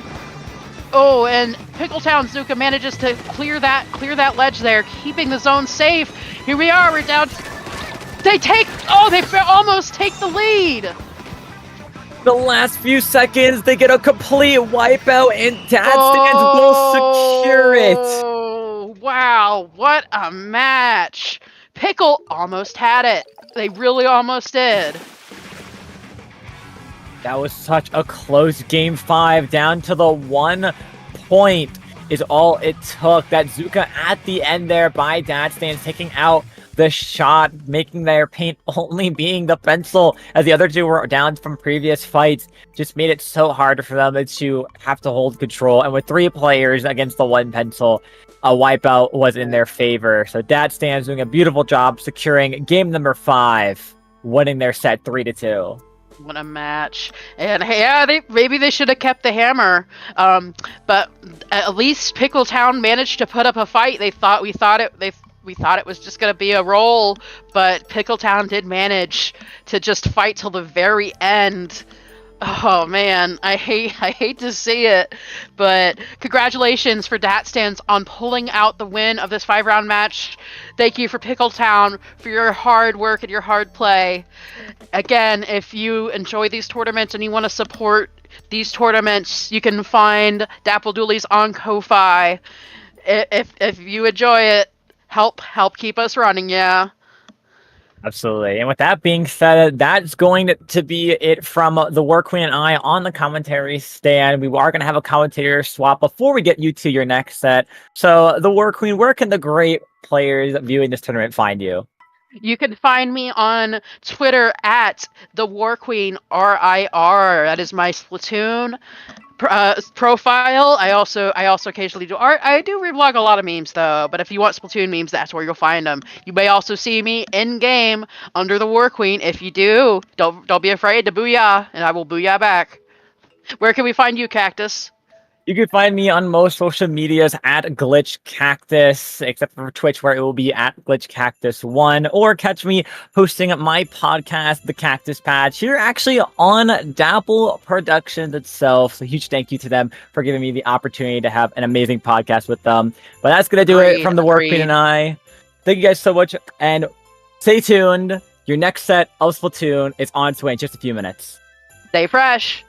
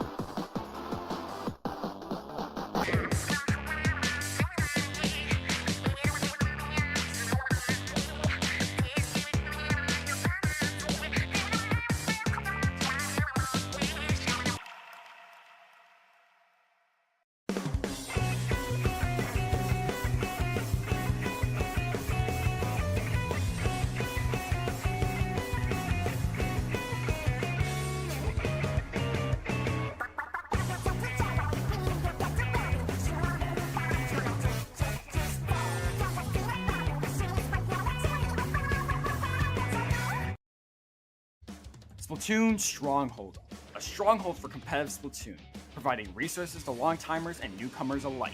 If you're new to the competitive scene or still figuring out how to join, we have a getting started guide and plenty of other resources to help you in your journey. If you are a seasoned veteran, we still have plenty to offer. You can find and join tournaments as well as participate in our Captain Forum and find free agents and teams. Our mission is to make competitive Splatoon easily accessible to everyone.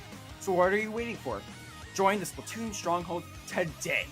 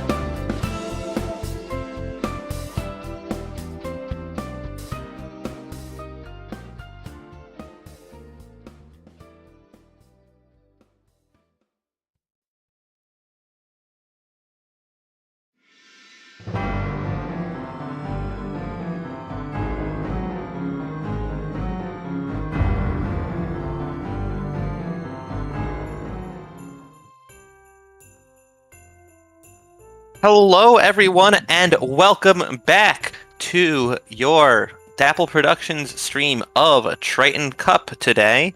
Up next, we have a set between Tartarus and Dat Stands. Dat Stands, if you were tuned in, you would see just took back, nearly got taken out by a reverse sweep, but brought it back in Game 5 to hold on to the winner's bracket. And so that team with Harshi, Kiki, Stans, Dat Kid, Puli, and Peachy will be facing off against Tartarus with Punchy, Aloha, J Sorak, and Tightly.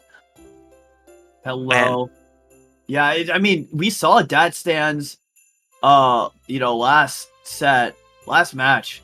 Absolutely mental set. Went to a really, really close game 3, and they just barely took it away from their opponent. So, you think they could bring, they might be on a little bit of like a hot streak, right? The mental is up. And I'm wondering if they can keep that kind of momentum going into this match against an entirely new set of opponents. Yeah, indeed.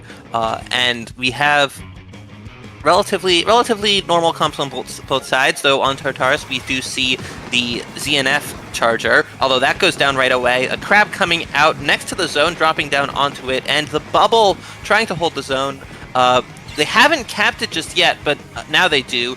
Losing a few vital seconds that might turn out later on, but now that they have the zone, they are trying to hold onto it. One goes down, and that Stands are going to make their push to try and take the zone themselves. There's a great retake there, and now they're going to try to keep this momentum up, but it's going to go 1-for-1 right here, and now they got to slowly give away. And it's an amazing snipe by the sniper of Tartarus, by that Zekofin player. And now that's going to make Dat Stands back off here. Tartarus looking to pop their specials and push in farther. They take the Stamper out, and they push in with this Inkjet. It only finds... Well, it secures that one. And that's going to allow 2 to go down there. Tartarus come back in to this point, and they have secured it. Yeah, once again, though, it does take them a little bit longer to actually capture the zone, despite having control of the area around it. They have it now, though, and they've taken the lead. It's not a very large lead, but with the custom range blaster out here on the side, Tidally going in to contest that, but no, Menace gets the pick, but does get taken out for it. 3 go down on the side of Dat Stands. Aloha here with the Tri-Slosher coming out, not quite ready with any specials on the side of Tartarus, but they do have the zone. They are taking it down very fast now. Dat Stands are going to need to put together something big here if they are going to want to take it back. Amazing pick on that try here for Dat Stands to get in. That's 3 down on the side of Tartarus, and that's going to force Tartarus to back off. The Zekofin tries to stall with those Tri-Strikes, but it's not going to be very long of a stall, and they will be going down on this side flank. Tartarus, now they have to try to find a way to get back in on this map here, because right now Dat Stands are working on those raw points, and blink and you'll miss it. Those big leads that you have will start to go away in the blink of an eye. Rice Ball coming in here with that Zip Caster, and 2 go down on the side of Tartarus. Dat Stands, they're pushing far up now. They're trying to ensure that Tartarus gets locked out of this zone here. And now Tartarus, they have to pop their specials in order to get back in on this. They make 1 retreat with that crab. And they use the Tri-Strikes to grab that middle of zone. The paint is not enough. It will only stall, but Aloha on the flank here is going to get 1. It's 2 down on both sides, and the point will flip. It was close. Yeah. But it's only 14 on the board for Dat Stands, but it's a fantastic kill by Dat Menace there to slowly regain control of the point. They're going to keep going with the secure. Oh, look at Tidally here on the side, ready to flank, but gets taken out by the Sprinkler! Not able to get that pick done. Oh, that must hurt for Tartarus, having a player in that position, but not able to make anything of it. Here we see that Zipcaster coming out from Rice Ball again, delaying and stalling Tartarus onto their plat. Tartarus does get the Inkjet out, coming in, trying to get some picks or paint the zone. Oh, a clear pick there from Dat Menace, trying to hold the space, and it looks like that stands there all done with their penalty, and there's not much time left before they would be able to take the lead, and now they take the game 1 with a knockout on Hagglefish Market. Spectacular job there by Dat Stands. You know, it was looking a bit tough for them in the beginning of that Tartarus one, all the way down to 7 points remaining. But once they got that zone, once they got their own retake, they're able to completely lock out Tartarus and never give them a clear control of that objective. Again, I've also been informed that there was a sprinkler kill at the end of that. Yeah. That sprinkler kill, that was pretty interesting. I don't know how Tartarus must have felt, how Tidal must have felt getting taken out by the sprinkler there. They can't let it, like, embarrass them or hurt their momentum much here, because they're going to have to make a mental reset and then come back to fight here on Mako Mart. You've got to wonder, really, if the points that Tartarus lost by not quite taking the zone as soon as they controlled the space it comprised, if they had done that, maybe they would have had enough. Surely it would have had enough time for 7 more ticks to give them the knockout before that Stands would have been able to come back. So you'll wonder if they'll need to be more concerned with actually playing the objective here. As we come out here, we see the vanilla Tri-Slosher on the side once again from Aloha with that Inkjet. No change on that comp, and it looks like Dat Menace coming out with the custom range blaster again. There appears to be no significant change on either side in terms of comps. Yeah, so there appears to be no significant change here. Both teams are going to be rocking with what they were rocking before, but it's immediate pick on to Punchy on that crab here. It's going to give Dat Stands a little bit of an advantage here going into this fight. Indeed, and Tartarus have taken the first capture of the game and gotten it down to 90 early, but that isn't very much, and now Dat Stands really have control. But look at that, Punchy coming in around the side, taking back control and preventing Dat Stands from holding the zone. The flanks are very strong on this, coming in through the side alleys, not being seen by the other team. And now Tartarus once again have the zone. They're through their penalty, and they are keeping control of it, taking the time down, bringing out their own specials, the strikes, the crab coming out, holding the zone. Here comes the Kraken from Dat Menace, and they get 2 picks, going for a third, and now that is what is going to get the zone for Dat Stands, trying to get that last pick on Aloha, but now Aloha is exposed to the rest of the team coming out here with that Inkjet, surviving here through the attack from that Charger, and the rest of the other team not able to get anything done. They only stall a little bit as Dat Stands are going to nearly get the lead here. They have taken the lead. Have taken the lead. Dat Stands wants to keep control of this play. The Tri-Strikes are going to make that a little bit more difficult. But the combination of that bubble from the Junior is going to give Tartarus a bit of control of this objective. However, the members of Dat Stands are in great position to take this zone as they manage to get 2 picks on the side of Tartarus. We can expect to see a zone flip. However, the members of Tartarus are lurking around that side, and Aloha manages to get 1, maybe 2 from that position as 2 went down, but they do get traded. It's 3 down on the side of Dat Stands. It's all left up the rice ball to try to stall for their team here and let their teammates come back, and they successfully get out of there safely. And they get a jump in. Great job there, but Tartarus does have control of this objective here. And now it's all up to Dat Stands to get back in, and with that sniper going down, they're going to be down on the numbers 2, go down on the side of Dat Stands. And now Tartarus, they're looking at a prime position as the 3rd member falls. And they're going to keep this lead going. Yeah, they've got 2 players on the zone, and Aloha out there sharking under the plat, trying to be a menace there, trying to hold that space. And speaking of menaces, that menace out here doesn't get anything done with the Kraken like before, and now Tartarus, they have the zone, they have the numbers, neither team has specials out, but now here come the strikes, using those tri-strikes to try and hold on. Aloha gets a crucial pick on the splatter shot, and that should be enough with the bubble out there for Tartarus to even this up.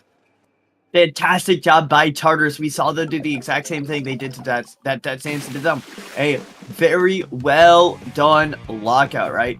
Once they got that retake, again, like the previous map, swap teams. They were able to put pressure on their opponent. Of course, Mako Mart is a different map. You can't nearly get as much forward presence as you can on a map like Hagglefish, right? You're kind of just playing towards that front. You're playing towards those good sniper positions you can set up your charger at, right? But even with that, they were still able to make a very well-made lockout. That Sands had, multiple retake opportunities there, and every time they went in and tried to make something happen, it seemed like one or two of them would go down towards the end of that, and they just were not able to find value off of their retakes. And Tartarus, it was a great job shutting that down. Now that we're even up at 1-1, I'm very excited for how map 3 will bring what it will bring us, Yeah, me too. The first two games, Hagglefish, fairly wide open. Mako Mart, fairly constrained. No big sightlines. Museum, it does have more open sightlines, but it also does have those clear flanks on the side. So in a way, it's kind of halfway between the first two, and so it'll be very interesting to see which team will have more of an advantage here. Yes, let's see who gets this advantage. So you're going to be getting into this map right here. Tartarus 1, Dat Stands 1. Here in this winners finals. One side is going to try once to grab the lead, and we're going to see a swap, I believe, from Dat Menace onto that 52 gal. Yeah, Dat Menace out there does change to 52 gal, and that is the only change of weapon in this set so far. Having taken that early flank, trying to hold the attention of Tartarus, but not able to get anything done there. Tartarus do take that early lead and get down to 81 remaining, but that Stands stop them there. Get the pinch going here with that killer whale, getting 2 down, 3 down. The last one is the junior, it seems, jumping out, or no, it was the Splash who got punished while trying to jump out, and now that Stands have control of the zone, and they are already ready to hold up on Tartarus' plat, but they don't actually have that space.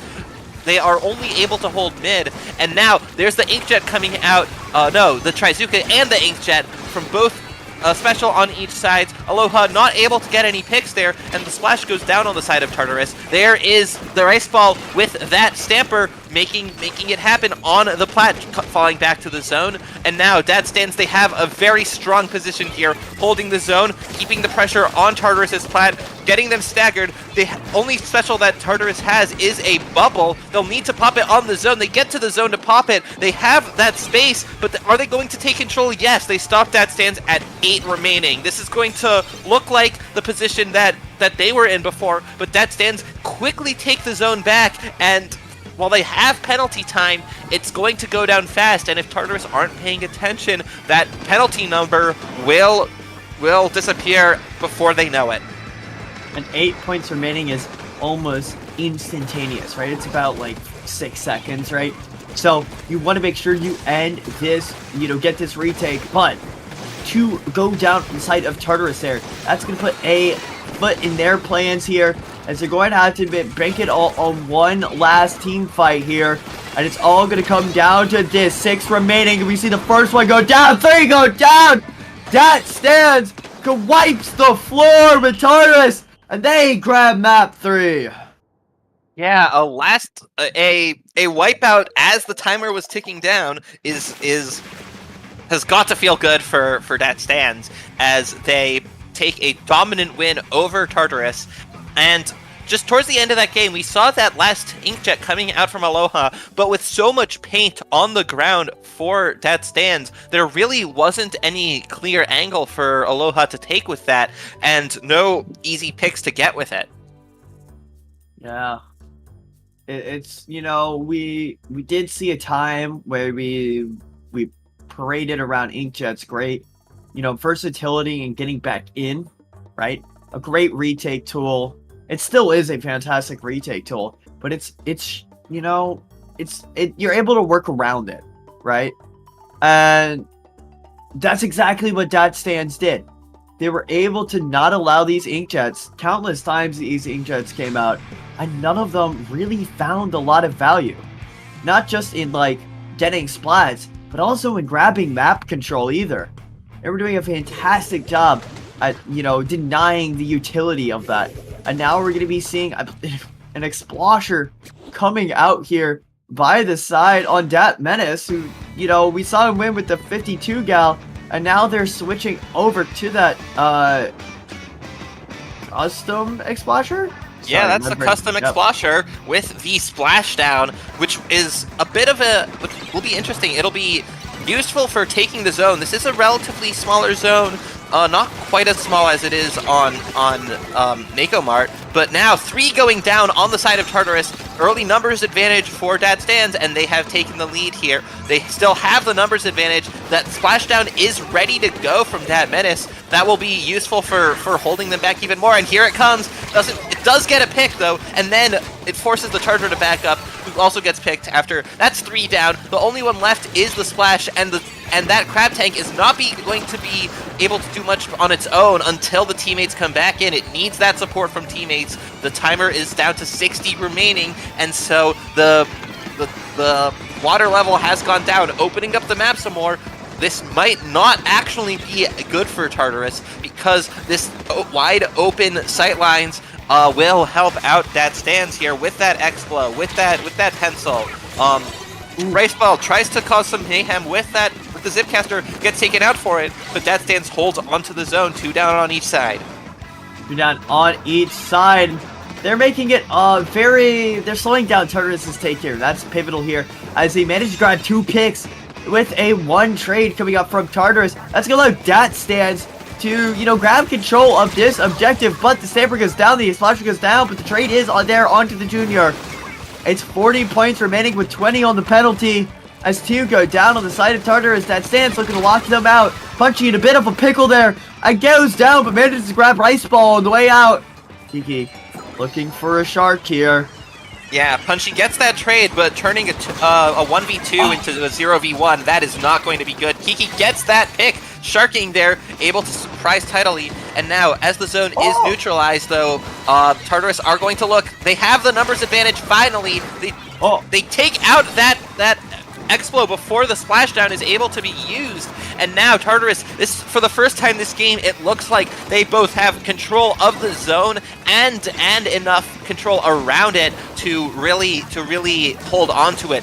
This is going to be the time for Tartarus to try and actually lock out that Stands and try and just hold on to this game and turn it around. There goes the pick with the Inkjet. That's what we wanted to see from Aloha, and now with the timer ticking down once again, That Stands aren't able to push in just yet. They have a splashdown ready, but the strikes are going to delay it a little bit longer. They don't have any other specials. There's the Zuka ready now, though, and now the Zuka comes out trying desperately to get a pick. 1 goes down, that's 2 going down, and now That Stands are able to come back and quickly flip the zone, holding on to their lead. And 3 go down to the side of Tartarus. It was just that try left there. And key pivotal thing is that Explosion has kept this splashdown going. Never mind. As this Explode goes down here, 2 go down on the side of that Stand. Tartarus looking to make a quick retake here. But they are not able to grab zone before these jumps come back in. But the zone is going to be grabbed here by Tartarus, as that Inkjet's going to push these members of that Stands back. 2 go down on the side of Stands. And now Tartarus, they're looking to end that penalty they have and work on these points and try to take back the lead. However, that Stands, they do have that try on board, and here comes out that Trizuka here. It's not able to grab the pick on Aloha, so will not be finding that value, but yeah, the point does get stalled there. Yeah, that man is still holding on to that splashdown and only using it there. It's not on the zone. It isn't able to take the zone. Tartarus only need a few more points, and there, they get it. Tartarus have taken the lead. That Stands, after holding on to that splashdown for so long, they aren't able to make use of it. And now, even though the zone is switched, Tartarus have the lead. This is a strong position for them. That knockout is prevented here with only a few seconds left, only less than 40 seconds left in the game, less than a minute. That Stands will need to make a comeback here. The time is ticking down for them. A trade is good for them because it means the status quo is upheld.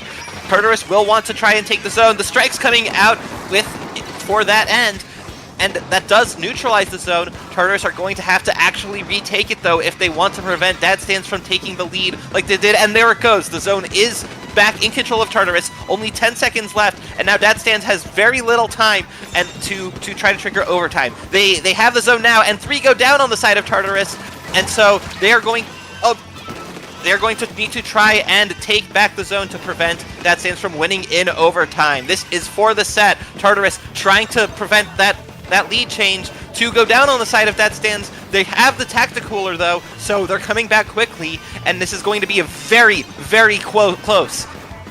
Only a few more seconds left for Dad Stands to take the lead, but no, they don't! Absolutely pivotal specials there. That bubble at the end there was absolutely fantastic in order to grab control, and we're not able to, Dad Stands wasn't able to get that bubble user, we weren't able to get Tiddly there.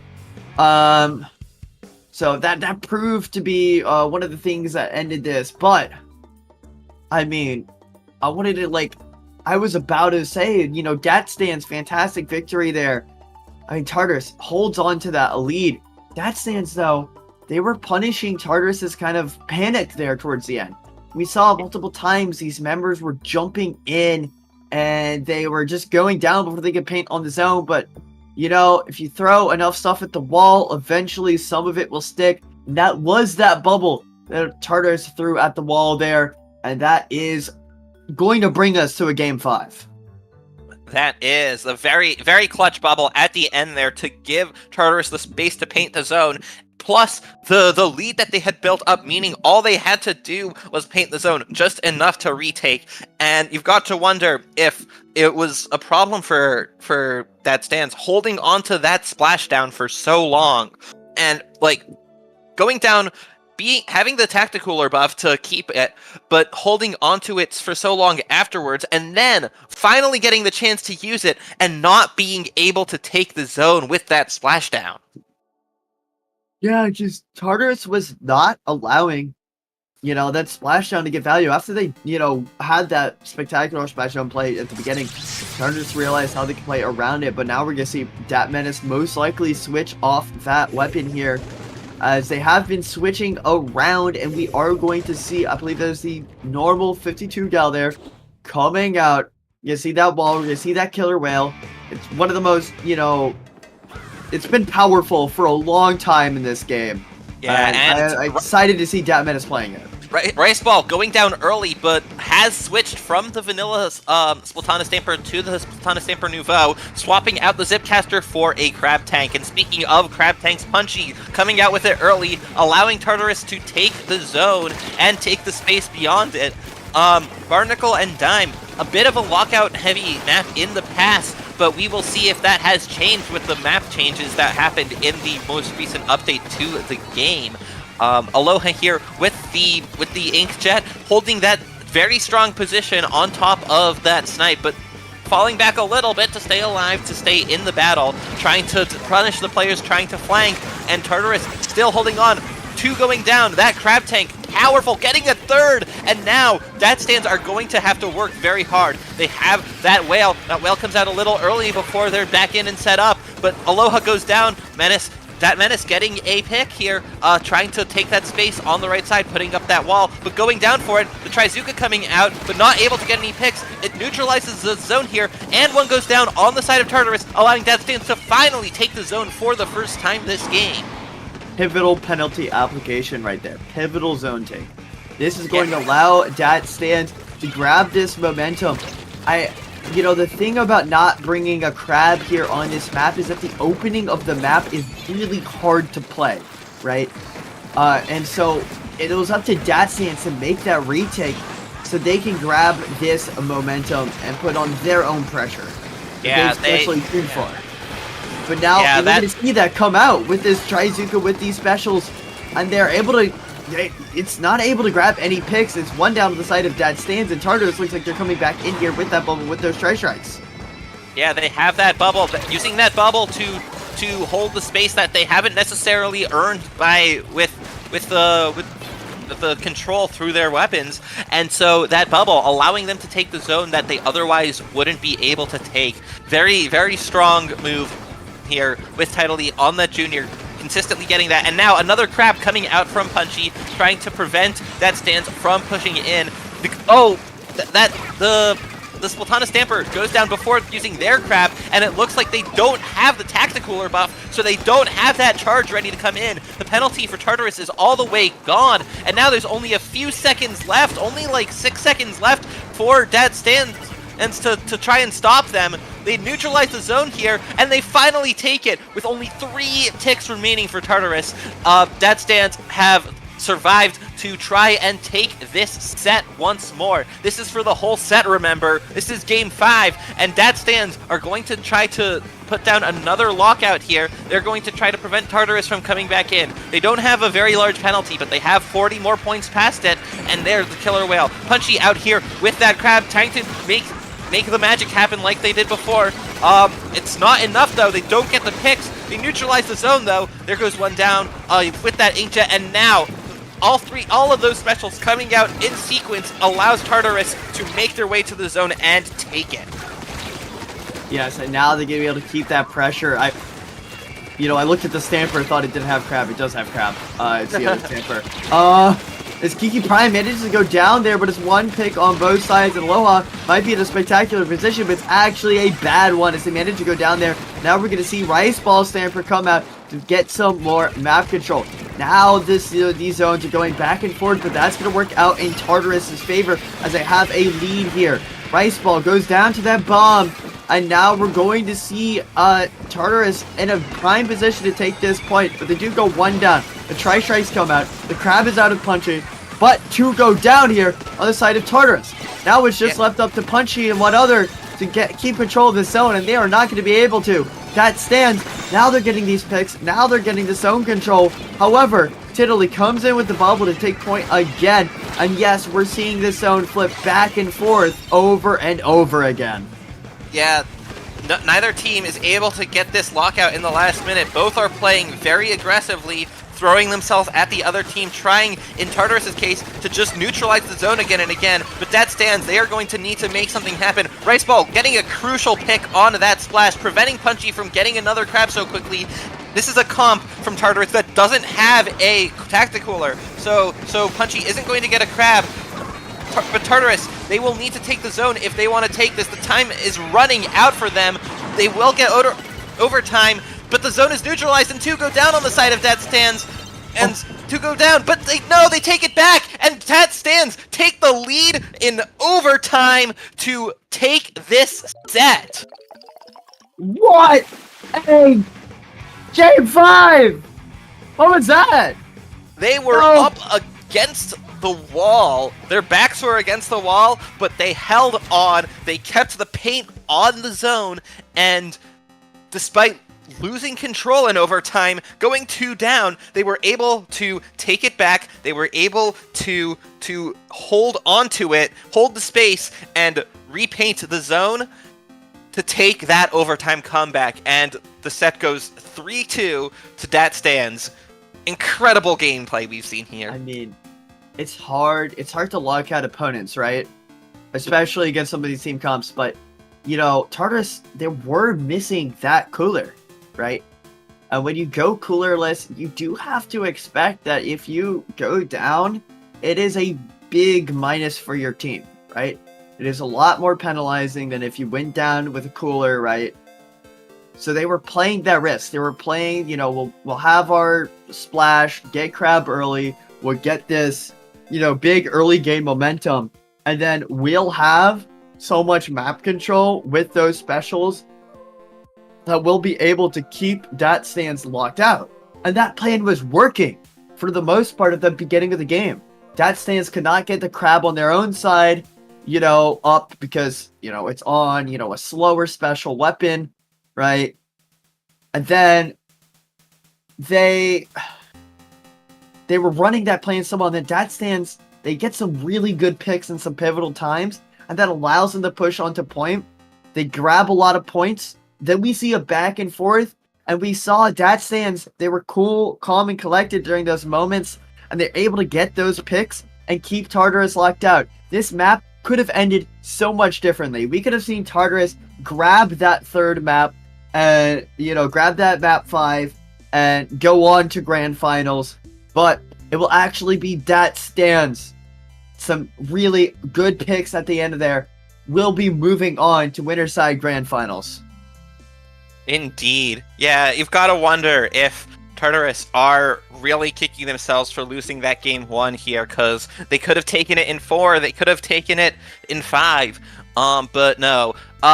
The comp that Tartarus was running, even though they didn't have a tacticooler, if you're choosing not to run it, what you're giving up is the potential for aggression, but what you're getting in return is another special, a different special that can help you in a different way. Like, for instance, the Big Bubbler, the Inkjet. Those are really what enabled Tartarus to make those strong plays, like especially the Big Bubbler. Having that special, they were able to make it far enough into mid, into the zone, to take it and to neutralize it, holding on to leads that they had and holding on to space when they needed to take the lead. But in this case, it wasn't enough, and Dat Stands were able just barely to take this set over them. Yes, just barely. It was so close between these two teams. Dat Stands at the beginning of this entertaining game after entertaining game. I'm excited to see what they will do in the grand finals, but we'll have to wait a little bit. We are going to have to run through some of those loser bracket matches shortly after a break. Right, and before that, one last thing. Remember, we do want to announce that as of recently, if you want to support Dapple Productions, you can do so. There's a new way to do so by supporting them on Ko-Fi. That's Ko-Fi, I think .com. And the Dapple Productions are on there. So if you want to support them through that will allow you. Yes. Ko-fi.com/Dapple Productions. It's in the chat.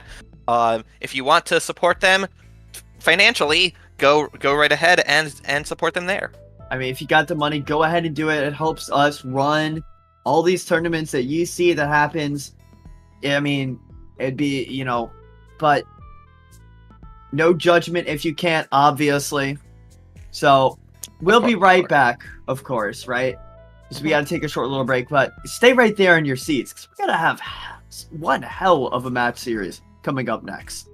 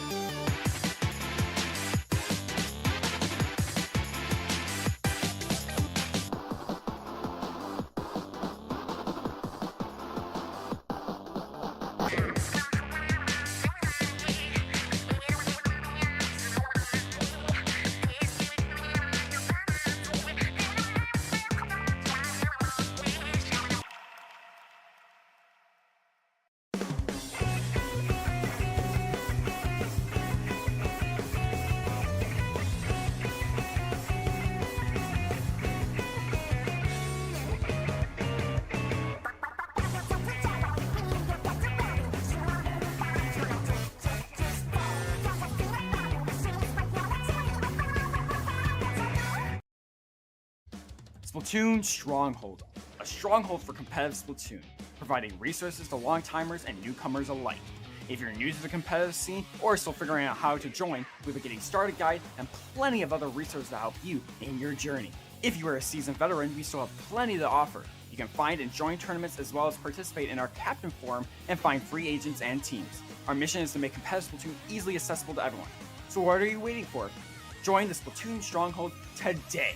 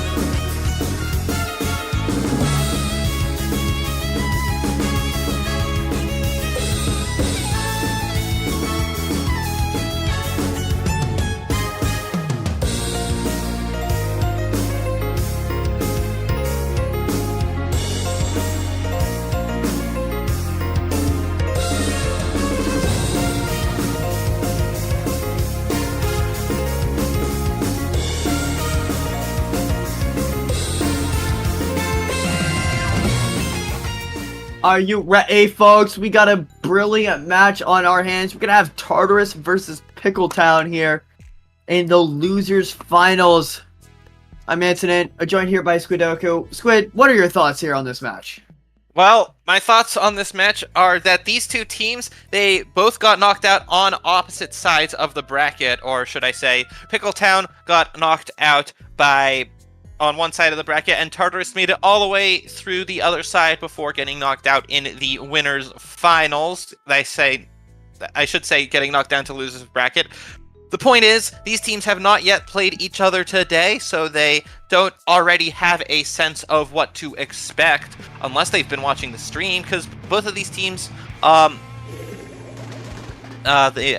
so Tartarus has been on stream recently, anyway. Both teams coming out for this first game on Mako Mart. Here we see the Splatana Wiper on the side of Pickletown, and the same comp from Tartarus that we saw in Winners Finals here, with that ZNF Charger and the the Splattershot Jr. and the Vanilla Tri-Slosher, and that allows them to take an early lead, getting 3 down on the side of Pickletown and taking the zone. Very commanding position that they have here. Aloha tries to get another pick, goes down, but the pencil going down on the side of Pickletown, that means they don't have that Tacticooler, and without that Tacticooler, this is a bit of a weaker position here. Cucumber pushing in with that Wiper, getting the hammer out, trying to get a pick on the Charger, and doing so. That's the ZNF Charger going down. The bubble coming out from the Range Blaster here on the side of Pickletown. Both teams having that bubble to try and hold that space in the zone. It'll be interesting if Tartarus are going to know how to combat that, having played it themselves all day. But Tartarus still have that lead here, and they have control. They're going through their penalty time, but look at that. Cucumber getting the zone neutralized with that Wiper, and now 3 down on the side of Tartarus, but Pickletown, it takes them a little bit longer to actually take it. Here comes the hammer coming out, gets the trade, and now there's 3 down on the side of Pickletown. All 3 jumping in to that stack of theirs, and now they are already back in with Potato holding that forward position, and now Pickletown are going to try to take this lead and extend it as much as they can. They're going to try to extend this lead as much as possible. They need to get as big of a lockout as possible, especially against Tartarus, a team so good at keeping you away from the objective. However, they managed to get some picks here, and that's going to stall Tartarus out just a little bit longer. 5th gen here with that bubble, trying to get a spectacular position here. That's the power of that blaster, but they will go down here. Punchy trying to lead off this ledge, but it looks like the bubble, the Junior will be going down there. It's 1-for-1 trade here as Tartarus grabs zone. Twig trying to beat Punchy, but they are going to back off from each other. 5th gen gets back to zone. He will be taking it. It's back and forth between these two teams, but that is so good for Pickletown here as they have a massive lead so far.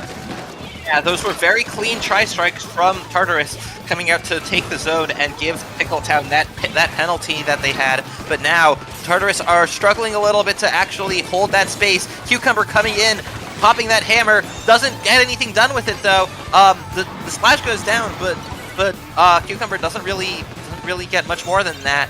But now Pickletown are able to take the zone, and 3 go down on the side of Tartarus. So even though that hammer didn't really get much done on its own, it caused enough havoc and confusion that Tartarus scrambled and were able to get picked off by the rest of Pickletown. Here comes another hammer, taking out that crab in one shot, and the 1-2 punch from the hammer and the Trizuka, Punchy goes down.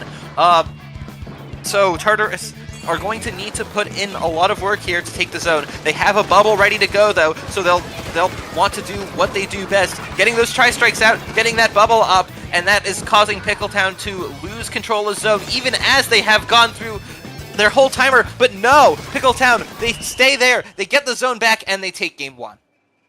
Spectacular job from Pickletown, not allowing Tartarus to get those points, not allowing them to score, grab the zone in those last few seconds. Great job for Pickletown. It's going to take a map 1 here, but now you've got 4, you got 2 maps to go to take the win. Or if, Tartarus puts up a fight here, we could see this swing out anyway. We're going to be going onto Inkblot Art Academy. Squid, do you expect to see any kind of weapon switches here coming out from Tartarus, or do we expect to see them running with that same colorless comp going here onto Inkblot? No, I think Tartarus are going to stick with that comp all the way through. It's solid. It works well. Even without the cooler, it has the synergy that benefits them. But they're going to need to figure out something to deal with, essentially, Pickletown almost trying to play their own game against them with a bubble of their own. And this will be interesting. Inkblot has that big old tower in the middle of the zone, and they'll have to work around it, and so Chargers might not be quite as strong here. Potato still bringing out that pencil, and the same comp here from Tartarus, and a slightly different comp with 5th gen on the Slosher. 5th gen is on that Slosher, and the Wiper. It's very interesting, right? We do not see Wiper a lot, right? But when we do see it, it tends to be a dominant, quick respawn weapon. But it's not really that dominant right now as 3 go down on the side of Pickletown with only a trade here from Potato, but Aloha's going to push up for that kill. And that's going to give them a big advantage here. The stagger is going to be pretty incredible, and Cucumber need a little bit of miscommunication there. It does die without their team behind them. That's going to allow Tartarus to get a lot of points on the board right now. Yeah, as a Wiper player myself, I do have mixed feelings about it on this particular map mode, Inkblot Zones. Cucumber using that hammer, they do get control though, and now Punchy is the only one left trying to stay alive. Gets a pick here and manages to survive, but the pressure is on. They collapse and Punchy goes down. Cucumber here with the Wiper, holding that space in the zone, trying to fight Aloha here. Aloha gets one pick on 5th gen, and the bubble coming out from Tidally is enough for them to take the zone here and holding onto their lead. Aloha here, sharking on the side, trying to get something done, trying to surprise them, gets a pick on 5th gen, and it tries to get another pick, extending that with that Ink Gen, getting a jump to them, getting another pick, trying to go for Cucumber, and gets Cucumber with the assistance of the teammate who jumped in. But now, Tartarus will need to stop Pickletown's control of the zone, and they do, so Pickletown isn't going to take the lead just yet here. Tartarus takes control back and gives Pickletown a bit more of a penalty and holds on to their lead for now. Pickletown in a bit of a pickle, as one would say, as they're forced back here. Tartarus been putting up a lot of good pressure, and now that penalty is down, they're going to start working on these points. That could be powerful. Aloha in a fantastic position to play spoil to 5th gen's plans. However, it does not go as they are away here. So Aloha now has to retreat to a different sharking position, but that fight is going to be very important here. 5th gen actually decides to rotate around, leave Aloha in that, shark position, not getting value, and Aloha's going to realize that and is going to rotate. 15 points on the board, 2 go down. But we do see 5th gen go down here. Aloha has been spectacular on that tri-slasher, but zone gets flipped. The penalty has been applied here, and now Pickletown will be, they'll get that forward map control and be working towards this advantage. As Punchy gets pushed right into those tri-strikes. Fantastic play by the tri-strike user and Cucumber there to pressure him into dying to those during Crab. It's an amazing shutdown of that special, but you do see the member on that top is going to go down. It's one down. It's Aloha Pop's try, or Ink Strike. Yeah, but here we see... But 27 points remaining for Pickletown right now. Yeah, only a little bit remaining. Tartarus are going to need to take this out. They do. They hold onto that lead once more. 5th gen trying to make something happen over there on the side, but gets collapsed on pretty quickly. And now, Tartarus, they have the zone. They have the numbers advantage. They don't have any specials online yet, but as Pickletown have a Tacticooler, they'll have more chances to come back. There's only 14 ticks remaining, plus the 20 of penalty, and so Pickletown are going to need to put together a push here. They don't have much in terms of specials. They have a Zuka ready. The Zuka comes out, trying to get that charger out of position there, but it doesn't splat them.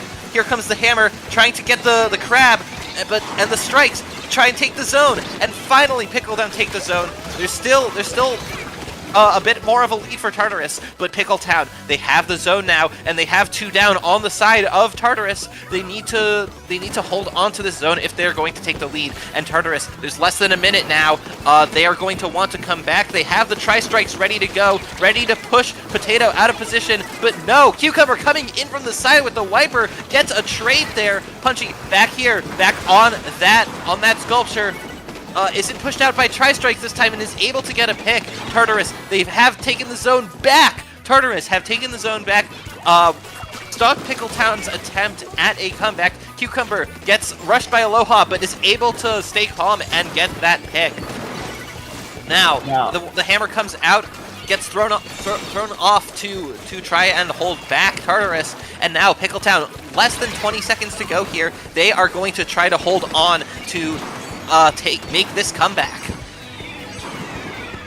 Yes, they're going to try to make this comeback, but it's going to have to start with paint on the zone. You can't let Tartarus paint the zone. You're going into OT, and that's exactly what Tartarus does. They paint that square, and that's going to allow Tartarus to take map 2. Yeah, some some valuable plays there from Punchy on the crab at the end. Even having been taken out very cleanly by those strikes and the wiper and the Zuka earlier, they still come back, use that crab from the sculpture again, put the crab in strong positions, and still are able to make the plays with it, and that allows Tartarus to take game 2. Punchy, absolutely fantastic, knowing when to pop that crab, when to position, where to position it. Absolute, really good usage. We saw Pickletown try to, counter that. There was that try-strike play earlier in the middle of the game there, but it just wasn't enough. Tartarus doing a fantastic job, but now we're going to be going on to Mahi splat zones, and I really think that, we did see 5th Gen that brought that bubble earlier. I think bringing that bubble weapon here on this map could be a fantastic switch up for them. Yeah, Tartarus, they took a very narrow loss in their previous set in the game 5. Was that game 5? Yeah, I think that was game 5. Yeah, it was. But now they're seeing the battle of the bubbles. Try to get that. They're going to get revenge. 5th Gen is back on that blaster, and so will bringing the bubble out against the bubble team? Will that work in Pickletown's favor? Cucumber going down quickly, trying to make a play from that side, but not doing it. And another player going down. Early crab from Punchy, able to put the pressure on, and Aloha moving in, causing havoc here, and putting Pickletown on the back foot early. Really early, but made they push a little bit too far. Try to go for a super aggressive bubble there. That is going to allow the junior to go down, but this is what Splat Zones is about. All about that forward pressure. And we're seeing that even though they went down, the stall is just working so well. We're already can see the water level is going to drop. More space is opened up on the map. It's 1-for-1 trade. As now we're getting into a scrambly fight here. Plate of scrambled eggs here, but the scrambled eggs right now seems to be Tartarus as they manage to go 2 down, but they're getting traded with the tri-strikes. Oh, 3 go down to the side of Pickletown. Tartarus looking to get him 0 to 100 knockout. They can just hold on for just a little bit longer. There's about 10 seconds remaining left in this match. Yeah, let me correct myself. This was game 4 of the previous set. Tartarus won on this against that stands, and they are showing a very strong position here. They have figured out what went wrong. They barely held on last time, but this time it was so much more dominant for them, and they were able to put it all together and take this game in no time at all. Tartarus, an absolutely fantastic showing. A masterclass on what you do on Mahi Mahi. Use that bubble very well. Their aggression might have been a little bit extreme against a lot of teams, but they knew that Tartarus was not going to be able to meet, or Pickletown was not going to be able to meet that aggression, right? So they knew that they could play aggressive there, get in their faces, and still be able to, hold those forward lines should they go down. And that's really hard to do, especially if you're not running cooler. And up next we have Barnacle and Dime, and this is the game this is the stage that was game 5 of the previous set that Tartarus played. This is where they will need to clean up their act, so to speak, in order to get revenge, essentially, for what was done to them. And so, here we see, on Barnacle and Dime, will Tartarus be able to take the match here, or will Pickletown take it to game 5? 5th Gen coming out with the 96 Gal Deco here. That's a new weapon for this set, with the Kraken and the Splash Wall. Cucumber taking the zone early on, trying not to go down here, trying to get those picks, and 1 does go down on the side of Tartarus, 2 goes down on the side of Tartarus, and now Pickletown, they haven't captured the zone yet, but now Aloha goes down as well, and the crab from Punchy isn't just enough on its own, and Pickletown take the zone early. We saw the past 3 maps that Pickletown, Cucumber was going for this aggressive early play, and it just wasn't working, putting Tartarus in a fantastic position. But finally, it pays off. Right there, the aggressive play manages to get 2, and now Pickletown gets to work with having the momentum early. Now, Tartarus is putting up a good fight, but 5th Gen's going to come out with that crack and forces the members out of that bumble, forces them off the zone, and forces them to be in this small little area. Oh, the crab rollover! That is That is a taunt if I've seen one. But no, Tartarus, they now have control again, and they have taken the lead back. I'm interested in seeing that Kraken from the side of Pickletown. Kraken is a special that can just dive straight into a bubble, a big bubbler. But now Tartarus going 3 down, only the Charger left alive. Their anchor weapon here, their anchor player. But no, they don't get the jumps in. They get pushed out of position. 5th Gen coming in with the Kraken. Oh, but there's a disconnect! There is a disconnect on the side of Tartarus. Is it early enough for them to reset? That is the question. They have stopped playing, and they end the battle. I saw that. It looks like their sniper player was lagging there, and then just boop, bye-bye. And I believe this is early enough in the game.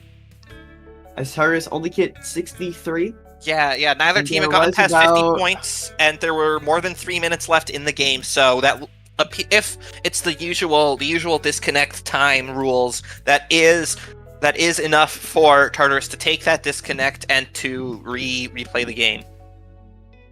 Yeah, there are going to be a replay on this game, but I really liked what I saw from Pickletown there. However, I do think this replay goes an advantage for Tartarus, right? We did see that Pickletown was able to get that first initial, advantage via a great play from Cucumber, right? They were able to get that push up, grab 2, and die, right? That's fantastic. That's what you want from your Viper player. However, Tartarus has been good at shutting that down. If they get another chance to shut that down, we could see a very different, early game here coming out from Tartarus. And that could be something that is really advantageous for them. We saw there on that previous map that Tartarus was so good at locking out their opponents. Right? Yeah, for sure. So good at locking out Pickletown, and they turned that early game advantage into the entire game. If they're able to do that to Pickletown, we could be seeing a different story here. Pickletown was putting up a great fight, and they had some spectacular retakes. Once Tartarus took that zone, Pickletown was able to get back in with great special usage, and I really do like that Kraken pick coming out from 5th Gen. I think it is a fantastic answer to what Tiddly is bringing, a very consistent junior player. When you know you're going up against Tiddly, who is very good on that junior and has had some amazing bubbles, consistently, good, well-positioned bubbles throughout their games. Bringing that Kraken is a great way to counter that. Yeah, it's the Kraken. You could consider it to be almost a direct counter to the bubble, because it is one of those specials that can just essentially ignore the bubble, dive straight into it, and attack the players who are inside of the bubble. Exactly.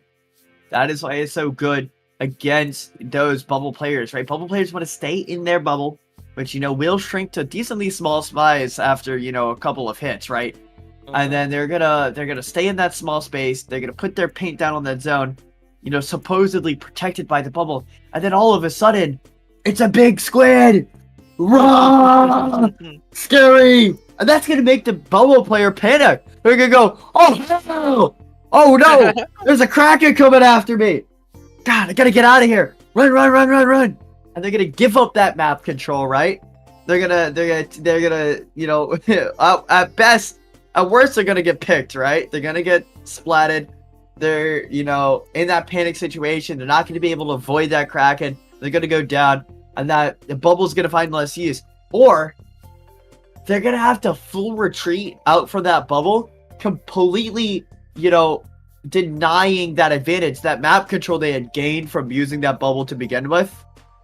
And, you might see a punish. We saw that Crab from Punchy was able to punish where 5th Gen ended up with, disrespectful Crab rollover kill. But, at best for that bubble player, the Kraken is able to get canceled after losing that map control. But it's a great play for that Kraken player. Pretty much always, you're going to get value there. And that is quite important. We're talking about these decisions. We're talking about a game of Splatoon. It's how much you can get value off of the little things. Indeed. The game has been reset after that disconnect. Now, we will start again.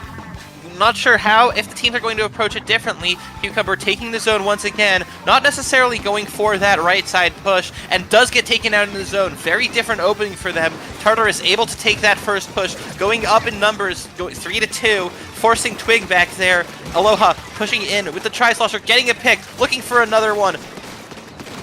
Forcing them away from that cooler. Punchy out here, not with the crab on just yet. Twig coming out with the Zuka, trying to get a pick on Aloha, getting pinched there by that bomb and going down for it. Aloha out here, getting a pick on Cucumber, and Tartarus have been getting these picks. They've taken control and they are steamrolling ahead. Pickletown are going to need something big here. They're going to need that Kraken fast or anything to really come in and take the space. There goes the pencil, getting taken out. There comes the hammer. The hammer doesn't get anything done, gets taken out. There goes the Kraken. They're using these specials one at a time, and they're not getting anything done with any of them. 5th out here having to take this spot on the other side as there's only a few ticks left. Pickletown need to take the zone immediately. They finally do at the last possible moment, nearly the last possible moment. They have taken the zone. They have given that penalty time to Tartarus. But now, 5th Gen coming back out here with the crab, getting, not the crab, the Kraken, getting the pick on Aloha, getting tidally as well, and allowing Pickletown to take real control for the first time this game. This is exactly what I said, though, was going to happen. I feel like a bit of an omen here.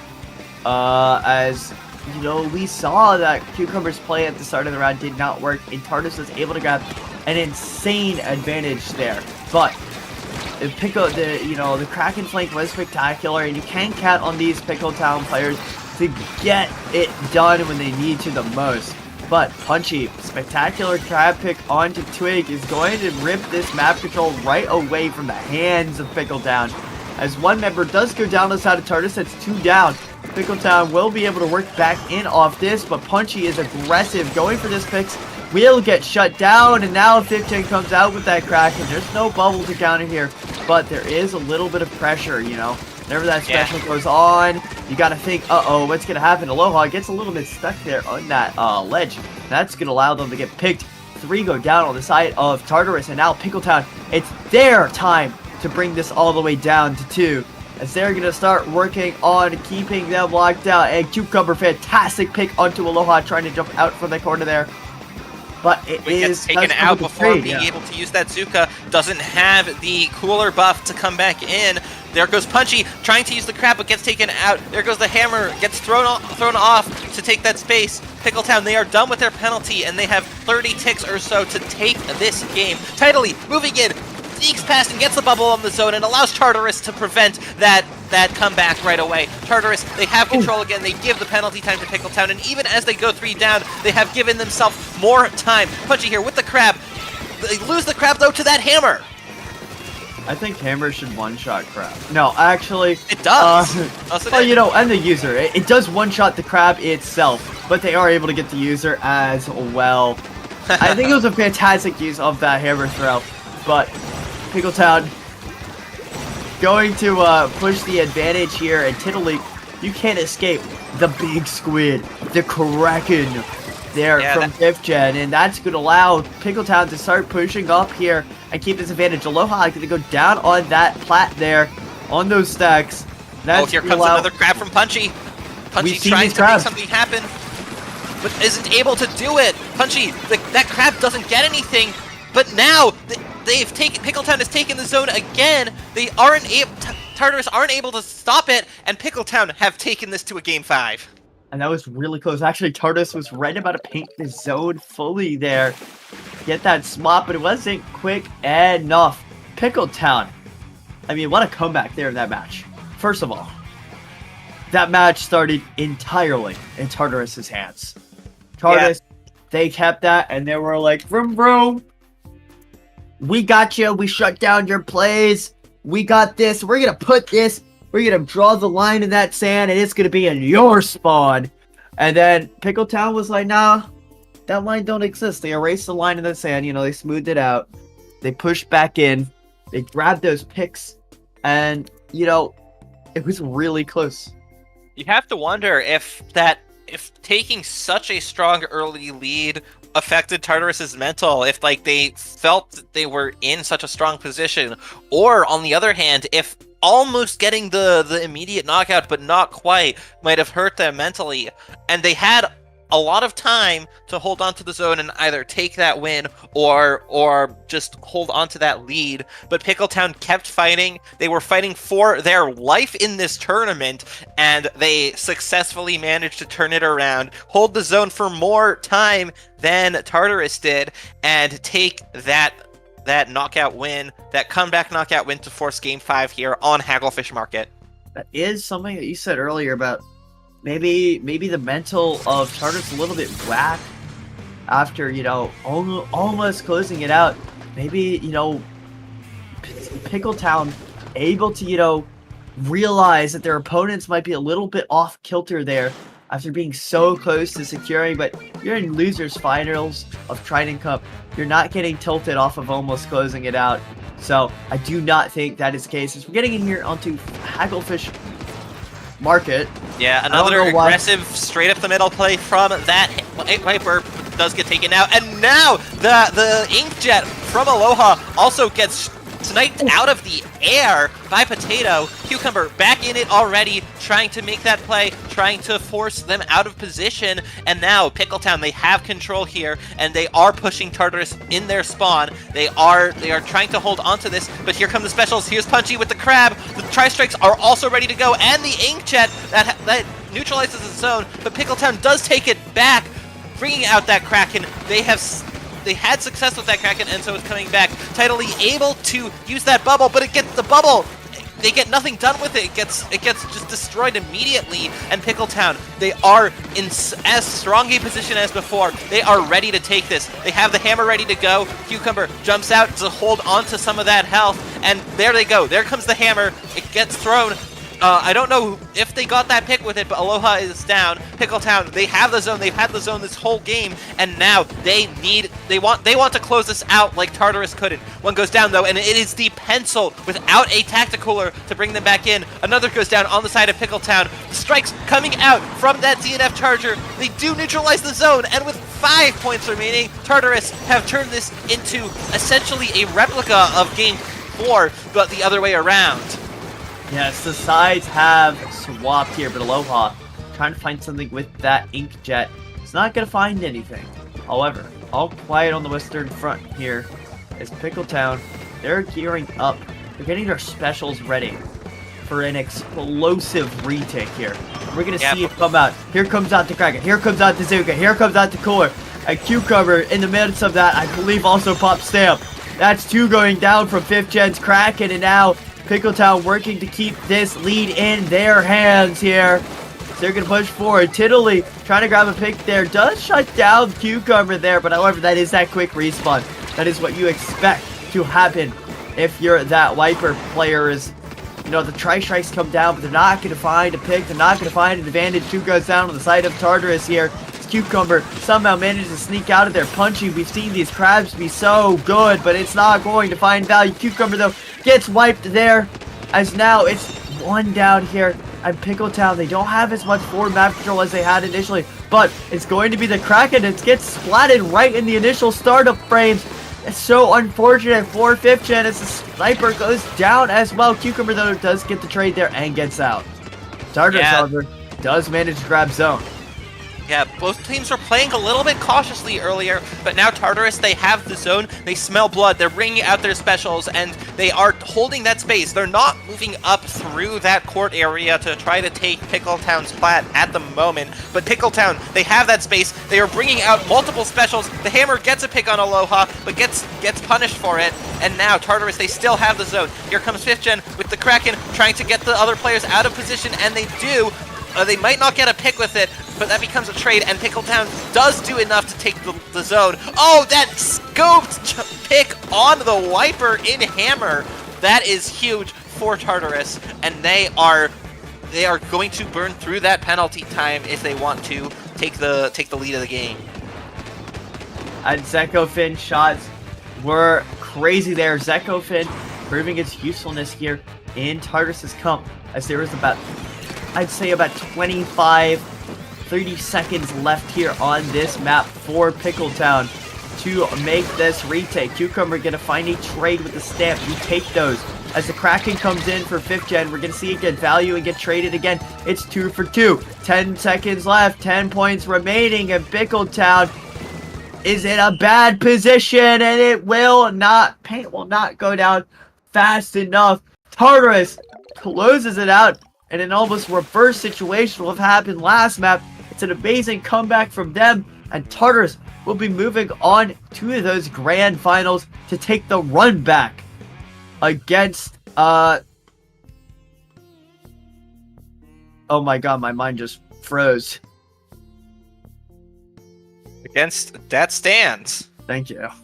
Yeah, Tartarus are here for a rematch of that incredibly close back and forth winners finals that we had on stream before. But here in this set, Pickletown in game 4, they said, you take a 98-point push, we'll come back and knock you out. And then Tartarus said, you do that to us? Well, we can do the same to you. Pickletown going 95 points uncontested, and then Tartarus turning it around to take the game and the set in a 5-game slugfest. This is exciting stuff we have here, and we will be back soon. Don't go anywhere, though. You will want to see the grand finals coming up next. And additionally, as a reminder, Dapple Productions has a Ko-Fi profile where if you want to support them, you can have a look at that. There have been some messages in the chat from Nightbot. Yeah, there's the command, the Ko-Fi command, and that link there will allow you to allow us to keep putting on these productions for you. Yes, go support it if you can. Of course, no problem if you can't. Right? Money's hard to come by, and definitely understand if you can't. But it goes a long way. Anything, production is hard. I can tell you that myself. And whatever you can do to support is always appreciated. However, I want you to sit right there in your seat. Don't move. Maybe go get a drink. Actually, do move. Go get yourself some popcorn, right? Because the Get some popcorn. It's going to be pretty insane. We're going to have Tartarus versus Dat Stands for you right after this break.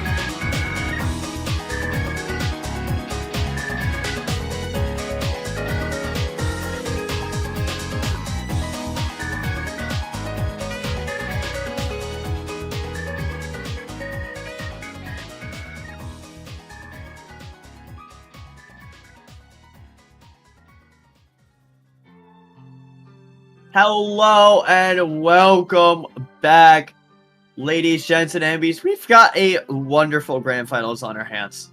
We got Dat Stans, who through some entirely insane close matches, match fives, have managed to win against Tartarus and move to winner's side grand finals. And then we have Tartarus, who lost in the winner's finals against Dat Stans, who beat Pickletown in that loser's finals to make the run back through yet another close game 5.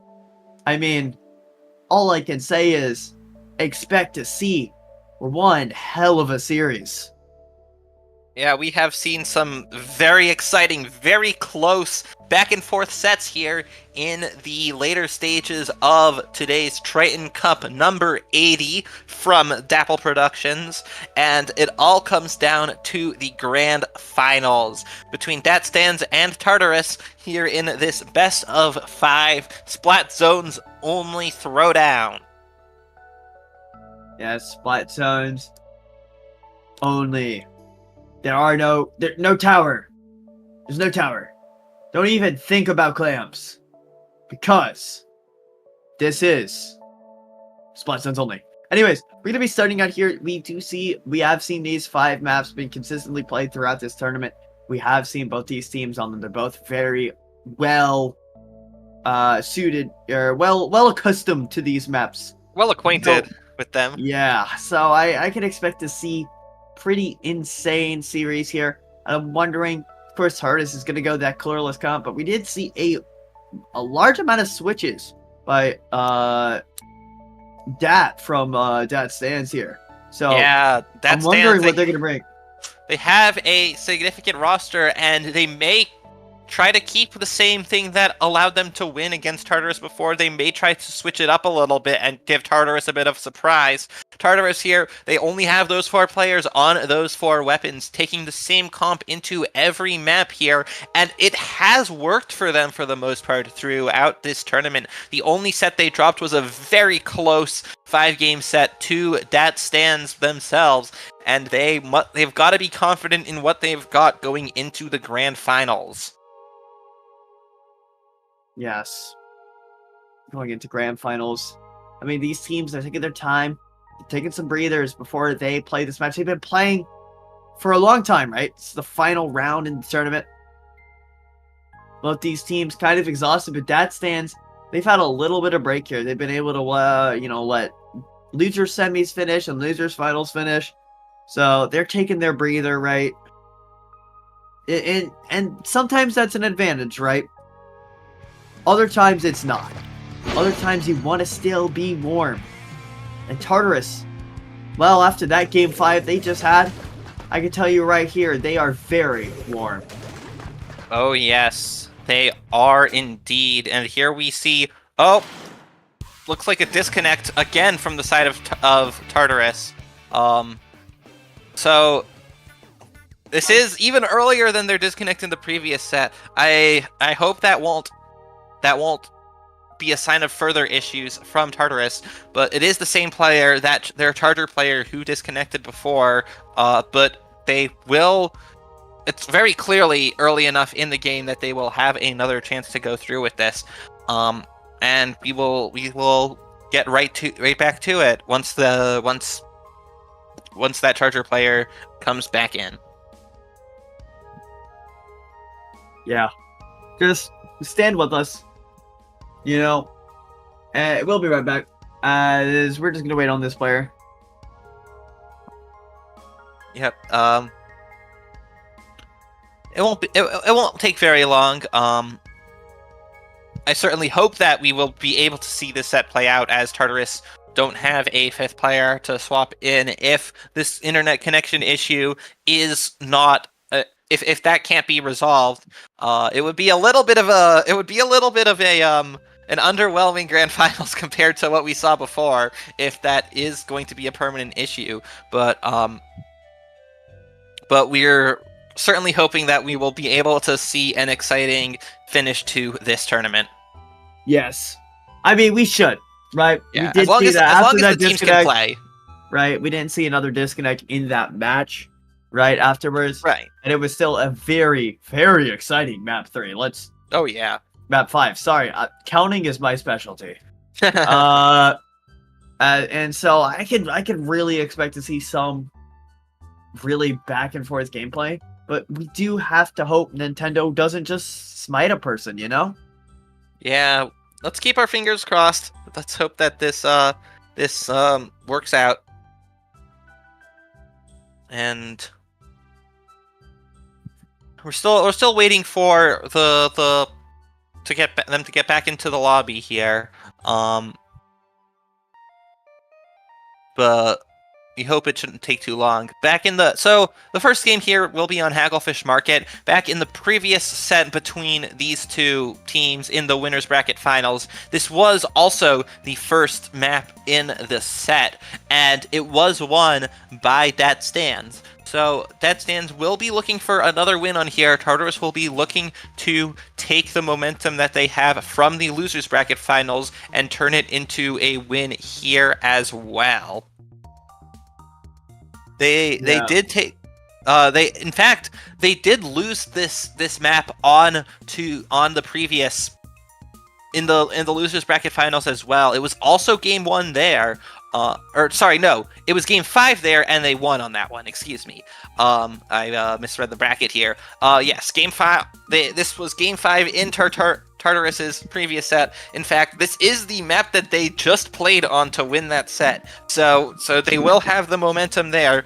Will that momentum win out, or will the experience that Stands had winning on this in winners finals win out? We will see once the set is underway. We will see. Bear with us. There's going to be a slight pause, but we're going to get right into things right now. This is it. This is the grand finals. I believe if the disconnect happens again, we cannot get back in. So cross your fingers here as we're going to be getting into this map. It's going to be map 1 grand finals here. Dat Stands looking to close this series out. Get themselves home early, you know? Yep, that kid bringing out the 52 gal with the other players on Dat Stands using the weapons that we have seen from them before. And Tartarus, they're coming from the loser side here, but they are bringing the same comp that they have been bringing all day. Aloha getting the pick on Stan and allowing Dat Stands to hold onto it, using that Inkjet, but gets taken out for it. And Dat Kiki coming out here with the Inkjet, getting a pick. They try to take control, and they do, as Tartarus aren't able to recover from that. Tartarus have to come back here. Dat Stands have the zone. Harshi here with getting the pick, getting a clean pick on Aloha, who tried to jump them here, but now Dat Stands holding onto the zone. Strikes coming out from the side of Tartarus, but it's not enough to take the zone. It is not enough here. That's going to be pivotal, Dat Stand.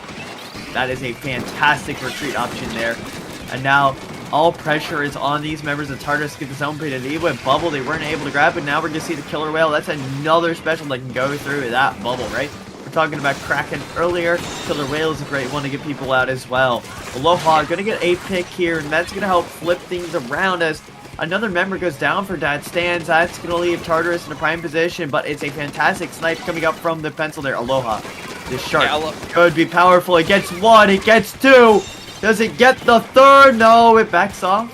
Not quite a triple for Aloha here, but allows Tartarus to take a stronger position here, holding control of that court side of Dat Stands, and that allows Tartarus to take the lead. The Charger here coming out onto that glass, and it doesn't quite neutralize the zone. Dat Stands aren't quite able to do it as Tartarus are increasing their lead. Aloha out here trying to make a play with the Inkjet. They do, and they survive, but the zone is neutralized once again. Alo2 go down on the side of Dat Stands, and Tartarus slowly but surely are suffocating that team. They are trying to come back somehow, but Tartarus, they still have the zone. They are painting over the yellow that is going down onto it, and the Tartarus are very close to taking game 1, and they do. This is a major coup for them, winning this map that they lost before to the same team. Yes, and very well played by Tartarus there, right? We did see some unfortunates. He's happy at the end that that suction bomb could have detonated, I think, a little bit earlier and stalled the zone. But what could have are not important here, right? What's really important, what did happen? What happened was Tartarus, they locked in. They, they got that objective in the middle of that game, and they're like, yeah, this is ours now. And we see how good Punchy is with that crap. They're always getting value, taking map control, and Aloha, we were talking about that stands, shutting it down before, right? Maybe not getting those splats, but playing around it in a way to, suffocate the map control they're trying to get. It was allowed to get a lot more map control and picks there, that map as well. Which is a very good sign for Aloha, right? Going into the rest of these. But now we're going to be going on to Mako Mart, which is quite a different map from, the first map, right? We saw last series between these two, that Stans was able to take Hagglefish, right? And Tartarus was able to take Mako Mart. But we could be seeing a little switch up here. Maybe Dat Stans, they were like, oh, we made some critical misplays, or they just, weren't in their element, and they lock in here.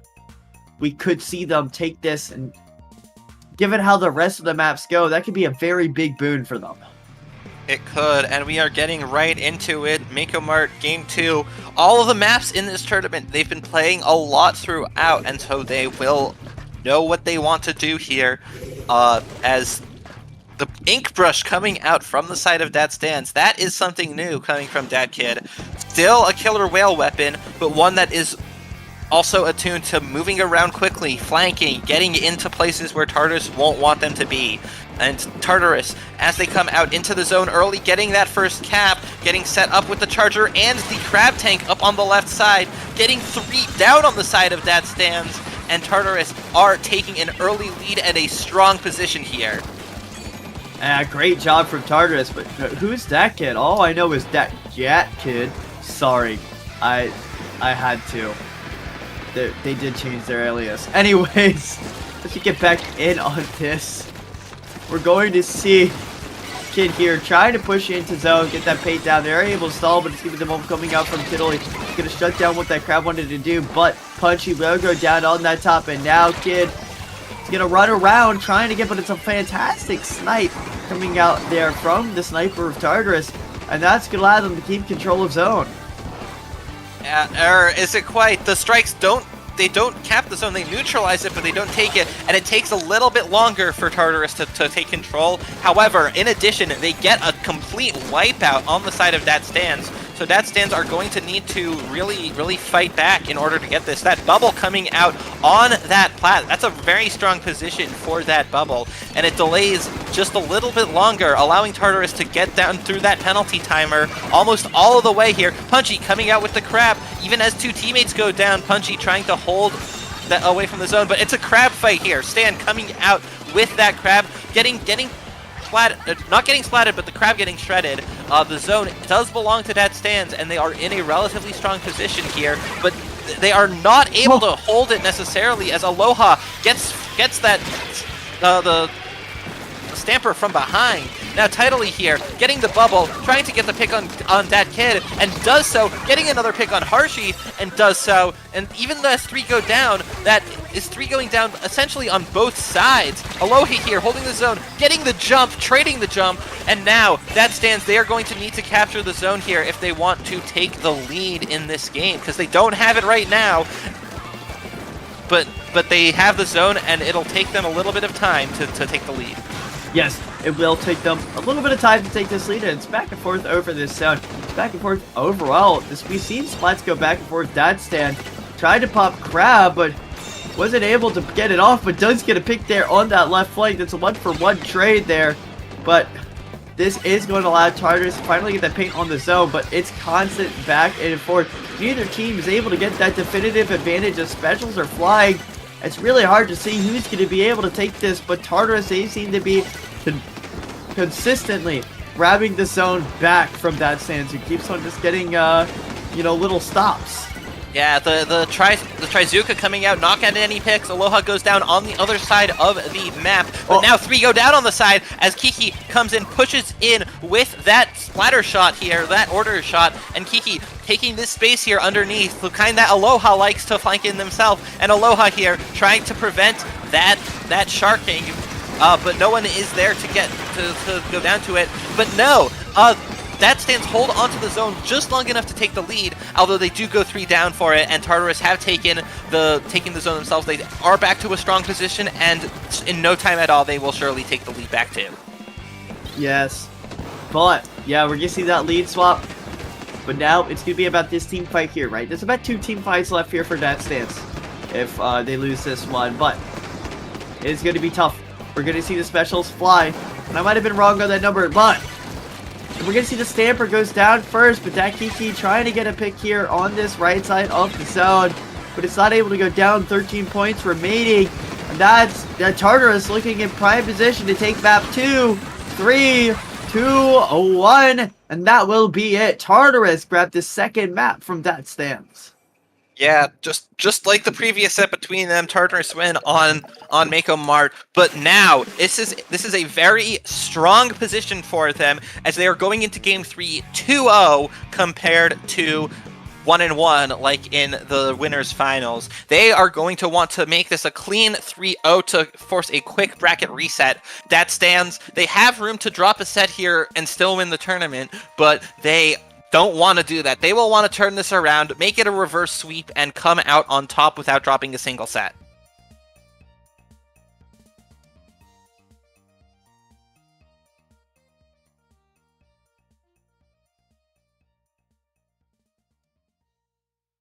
Now going into game 3 on Museum d'Alfonsino, the 2 teams in the Grand Finals, they did play this. This is once again the same map that was game 3. This is essentially, in terms of maps, a repeat of what we saw, except with the last 2 switched in order. Barnacle game 4, Mahi game 5, but for the first 3 games, it is all the same maps as before. And last time that stands, they won on this before. They are going to want to win again in order to preserve their momentum here. Or rather, not to preserve their momentum, because that's not what they want. They want to take the momentum away from Tartarus. Yes, that is going to be the key here, is it's going to be about this momentum switch right here. So, can Dat Stands get this map and start the comeback here in this Grand Finals? Or are we going to be seeing, I believe it's going to be a reset from Tartarus in this Grand Finals? We see a 3-0 reset. That's one hell of a mental boon there. However, that stands, they have more rounds to play with if that's the case. We have Kiki switching off of the order shot and onto the T-Tech, and that kid is taking that V-shot for that stand. Tidally putting up an early bubble here and allowing the team to get the trade between Aloha and that kid. And now Tartarus, they have the early capture of the zone, they have control of it, and they have the space. There are being menaces over there on Dat Stan's plat. And now Dat Stan coming out, trying to get the distraction going there, but not able to get a pick, not able to do enough to allow the team to take the zone. The strikes come out, and those don't capture the zone either. Tidally here on the right side, not ready with a bubble, and gets taken out by the Zuka. Punchy here with the crab, trying to hold on to that zone, putting down the paint, getting a pick here, and preventing Dat Stands from capturing the zone. Yes, preventing it, but it's a spectacular pick from Harshi here to allow Dat Stands to get back in, but there's 15 left. We're going to maybe see a switch here. Dat Stan not able to get a pick with that Zipcaster, but does make people back off, and Tartarus is not able, or Tartarus does keep that zone to go down to the side of Dat Stands, and with 5 ticks remaining, this is looking bad for them because this zone is massive. That is Tartarus, a swift 100-0 knockout to grab the 3rd set. Tartarus, I thought this was going to be close, but Tartarus are in the driver's seat right now, completely. They've got Tartarus, they grabbed the bull by its horns and they just taken control. Yeah, after losing the winners finals in a very narrow fashion and winning the losers finals in a very narrow fashion, they have come out of the gate swinging. They have taken a 3-0 winners finals, or rather grand finals, grand finals, and they are forcing a bracket reset. They have all the momentum here, and they do not want to be stopped. They do not want to be stopped, but we're going to be seeing, I believe it is going to be a reset, right? I believe. Oh yes, it is. This is a now bracket reset. We're going to see. It all comes down to this. Yeah, it really does. That stance, they got to take this mental reset. Maybe it's, figuring out what that kid should go on, figuring out what their team card could be. We've seen them switch around, right? However, we have seen them lock in and do very well. So there is an opportunity to, if they find that right combination, they can run with that. Tartarus, however, they just got to keep this momentum up if they want to take this, right? It's easy to, have that steam boil down during a little bit of a break. And then all of a sudden, without that steam, you're kind of, struggling through mud, right? It's easy to get that momentum swapped on you. But it's up to them to keep that momentum up and keep this ball rolling for them. Indeed. Yeah. This is going to be an exciting, interesting Game 3 Crab Leg. These teams have not fought each other on Crab Leg Capital. They did not have to fight there in neither of the sets they've played so far. And if it goes to Game 4, they'll be going to Umami Ruins, which is another map that they have not yet fought each other on. But for the first two, though the order is switched, it is once again going to be Mako Mart and Hagglefish Market. Tartarus, they will want to take the momentum here. They are 2-0 against Dat Stands on Mako Mart. So if they can make it a clean 3-0, they will have a very strong position here. Dat Stands, they're going to want to figure something out on this map that they haven't figured out yet. And here we go, going into the bracket reset grand final, the final set of this tournament. Dat Stands versus Tartarus. Ready? Go. Ready and go. We're going to be seeing 52 gal, stamper, pencil, shot. Very typical meta comp coming up from Dat Stands. And meanwhile, we're going to be seeing the Tartarus special right here. We're going to see, obviously, that junior, Zeko Finn. The good, glorious, colorless comp. Really showing how it's done here. Right. And now, we're seeing Tartarus. They've got this forward momentum, right? They've got in the first zone at first. Now they're keeping up this pressure. And it's working out very well for them. They're stalling out Dat Stands very well right now. Indeed they are. They have the zone. They already have the zone down to 50%. And Hershey goes down. That's the pencil. That is their cooler. And now they don't have it, but they do have the zone now. Taking control of that plat, getting Aloha on that Tri-Slosher down. But Punchy is able to get the trade on Kiki. Dat Kid is still on the shot with Kiki on the gal here. That's a bit of a change from before. They have the cooler coming out from Dat Stands, and they hold onto the zone for a little bit longer, but with the specials coming out, it's not going to be enough for Tartarus. Dat Stands, they once again have the zone. Kiki goes down, Punchy here with that crab, trying to get the pick on Dat Kid, but Dat Kid stays alive and outlasts that crab as Dat Stands have taken the lead here. This is looking good for them, but they get a trade and the zone is neutralized. As the zone is neutralized. 46-49, points really close. Dat Stands, grab control of zone. They're working on these raw ticks right now. Aloha grabs one, is not able to grab Hershey. Managed to stay right at the very end of that stacks there to keep themselves alive. And that positioning kept. Aloha will go down, but it's 2 down on the side of Dat Stands, and they will retreat here as the penalty is going to go down and farther down. 2 go down on the side of Tartarus. They will have to wait for that respawn, and that's going to be the opportunity for Dat Stands to get back in. Cooler is out. Tri-Strikes come out from Tartarus. And there really seems to be a big crunch on this right side, but it all ends up in a 1-for-1 trade. Punchy with that crab, able to get some map control, but it's not able to get the picks here. So now it's all up to Dat Stands. They're using their specials. We're seeing the Tri-Strikes. We're seeing this Zipcaster, and that will be enough to grab the zone. And Tiddly goes down. 2 go down on the side of Tartarus. It's a fantastic job from Dad Sands to keep control of their lead. Yeah, they have the penalty time because Tartarus had taken the zone, but now with half of the time of this game gone, Tartarus are in the disadvantage situation. They get the tri-strikes, they get multiple specials. Aloha gets traded there while using that inkjet. Tidally trying to get the bubble, but the Stamper is already in the bubble and Tidally goes down. The Crab is not in a good position to get anything done.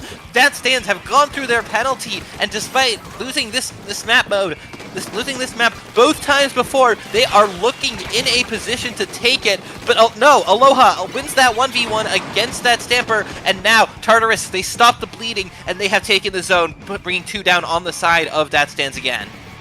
They stopped the bleeding, but no, the bleeding will continue. A new wound has appeared as it's going to be a wipeout onto Tartarus. And Dad Stands, yes, that won't give them the win, right? Because they do have to work through this penalty. But that is fantastic for them. You're going to be able to work this penalty down, put a lot more pressure on the Tartarus, make them panic, make them pressured. That is a undisputed, strength of getting that wipeout right there. And now we're seeing all these specials come out. Zipcaster trying to get the Crab, will get stopped by Aloha, but no members are really down yet for Dad Stands. We're going to say, oh, never mind, 2 go down. This is going to be countered with 1 trade. Tartarus working through these points, working through these penalties. They do have a while to go in order to grab the lead. And now here we see Punchy sharking on that ramp, trying to make something happen, and Punchy does get the pick on Harshy on that pencil, that allows them to hold onto the zone. They're all the way through that penalty, but now the Charger on the side of Tartarus goes down. They won't have the strikes to hold onto the zone here if Dad Stands can take it, and Dad Stands, they've neutralized it, trying to take it, and they do take it back, and they hold onto their lead. That trade is good for Dad Stands, and they have the cooler coming out. The Crab from Punchy not able to get any picks here. Aloha here trying to make the play, and does, preventing the Stamper from getting in. And now the zone is neutralized once again, and Tartarus have control. This is another chance for them to try and take the lead back here. Kiki diving into that stack, gets taken out for it, and now Tartarus are pushing a little bit further ahead. Aloha with that inkjet survives this time, and as 10 seconds are left in the game, Tartarus are trying to hold onto that zone. They have the strikes coming out. They have the bubble in front of it. There's the killer whale from Dad Stands. There's the Crab from Punchy, but no, there are people behind them. Dad Stands have neutralized the zone. Not for long, though. Tartarus, they have it in the zone, and they take the lead. Tartarus, what a map. They locked in there, and Punchy on that Crab was a fantastic position. There was no way for Dad Stands to punish it. And that allows all that paint. Crab, fantastic special for paint, as well as many other thing. Gets all that paint down on the zone, and Dad Stands couldn't outpaint it. But now we're going to be going to that map too, and this is going to be Hagglefish Market. We did see Dad Stands win here once. We did see what happened the last time as well. Dad Stands, they're going to want to lock in, but they made this map a lot closer, right? The last 3 matches went kind of single-handedly Tartarus' way, right? But now we can see that Tartarus is feeling pressured. Dad Stands is putting up more of a fight here, and if they can, keep that ball rolling, keep that accelerated growth here into this next map, they should be able to take this, and I'm excited to see if they will be able to take it. Yeah, this is one that they have beaten Tartarus on before, and so they will not want to take that slight change in momentum that they had. They didn't win the first game here, but they did make it very close. They made it go into overtime, and now we are going to game 2. Grand finals, game 2 here. Just gonna be getting into this. What are we going to see? We're going to be seeing, I believe, that same comp coming up from Dad Stands. I believe it worked very well there, and I have to agree here, right? We did see it put up a lot more of a fight than we saw in the other rounds, but we're going to see Dad Stands going to go 1 down. It's going to be that Gal going down, not the person who want to go down, and now we're going to see Punchy with that early Crab. The opening gambit. Oh, but what a splat coming up from the Trizuka. In order to shut down that Crab, but ooh, what a snipe onto Kiki there. He's going to open things up. It's back and forth right now, but Dad Stand, that's 2 in the back line. He's gonna grab it, and we should see the camp. No! Oh!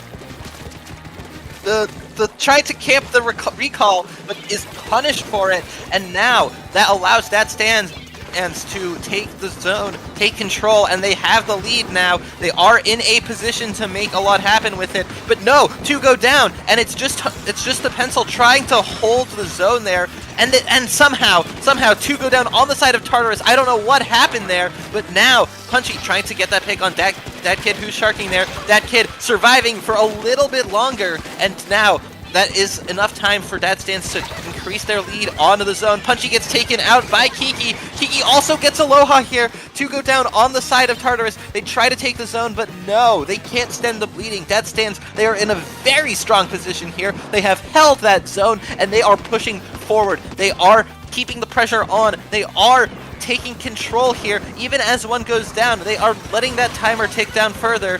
With the crab coming out from Punchy, they get a pick, and they're going to try to take the zone. It's not enough though. Aloha here using that inkjet, and no, that kid getting a pick, and only a few ticks left, and Dad Stands might just even up the set right now. They do, and in a very good fashion, right? Tartarus, before they were able to take this, but now we're going to see a 0-90. Tartarus was not able to get in there. Dad Stands, they were getting these picks when they needed to. They were getting a lot of good splats. A lot of that came down to, they had some good macro, right? They played, their team comps and their strategies well. But really, the difference that came down there was they won their fights.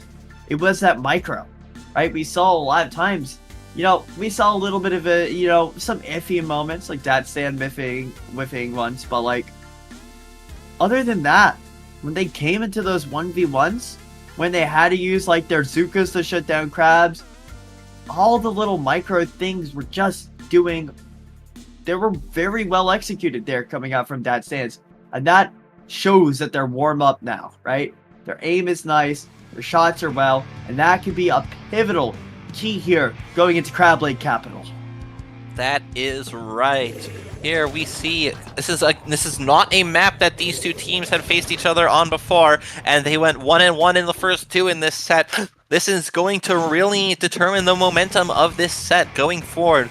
That Stands, they have won game 2 in a particularly strong fashion, and they almost nearly took game 1. But now, both teams early on going for the zone. All of Tartarus pushed up a little bit. Harshy still on that Grates there. That Grates dropping down and jumping out, surviving here, holding onto that tacticooler. Punchy putting the crab up. That bubble in the zone, holding the space forward. Tartarus, they have the points here. Look at that Stand coming out from the side, trying to get a pick. Isn't able to get one though, but gets an assist. 1 going down on each side. And going down on each side, as That Stands, they're going to be able to grab control of this point. Now that Kiki is able to get the trade at the very least. That is a good position to be, because it's going to allow their teammates to push up here and get some good cover, get some good positions. And with that Snipe Rider in that middle platform, that's another fantastic position to be. But Punchy should be able to shut this down, but no, not able to get the splat there. But Aloha grabs 1. There's 2 down on the side of That Stands. This looks like it's going to be sweeping 2 for Aloha. And that's going to allow Tartarus to grab this zone again. Yeah, Tartarus take the zone. They will need more than that to take the lead. Punchy pushing up ahead, trying to get the pick on Stan, and does not get it. But however, Tartarus, they still have the lead, and That Stands does go down. Harshy is coming back in with that pencil, not set up yet, but now Tartarus, they are able to take the lead. That kid pushing that charger and able to get 2, getting 3, and that's a wipe! That is a wipe for That Stands. This is huge for them. They are able to push up ahead. That kid already up on those grates right there, trying to take the space, putting up a wall, and trying to hold on as Tartarus are shaken here. They are shaken. They will need to come back from that. They are going to need to do everything they can. Aloha trying to get the pick. There goes the lead. That's going to hurt. Aloha, they don't have the inkjet ready, but the bubble is ready. The bubble is here. If Tidally can survive to use it, does not survive, and that's going to hurt. Aloha coming out here with the inkjet, desperate to get something done. The pencil does go down. The strikes come out, and even as That Stands continues, even as they go to 2 down, they continue to hold onto the zone, and they get it down to all the way to 15 points remaining before Tartarus finally take control. Yes, but they're able to stall this zone out very well with that pencil. That's going to allow this to switch very well. But Aloha, that's 1, that's 2, and assist the 3rd. That's going to be a fantastic job. And now pops the Inkjet to try to push this Snipe Rider away. Does not get the pick, but does actually find the pick right there at the end. It's 2 down on the side of Dad Stands, and now they've stalled long enough to get this penalty away. It's about 30 ticks remaining till they take the lead. And let's see if Dad Stands can win this team fight here, punching a spectacular shark. Yeah, but Aloha going for that pick on Harshy, was able to get it on the last shot of the Inkjet, and now Tartarus, they have control. They lost control of the zone, but they take it back once again, and that is not good for Dad Stands. Tartarus have the lead. 3 go down on the side of Dad Stands, and it looks like with that paint on the zone, Tartarus are just barely able to hold on to it, and they take game 3 with a knockout. Yes, they do take game 3 with that knockout. And now, I mean, what a set. That was close. It almost looked like Dad Stands had that in the beginning, but Tartarus once again just locks out Dad Stand, and Dad Stand not able to get around it. So we're going to be going to Umami here. That should be an exciting map. I don't think I've seen these teams play on it.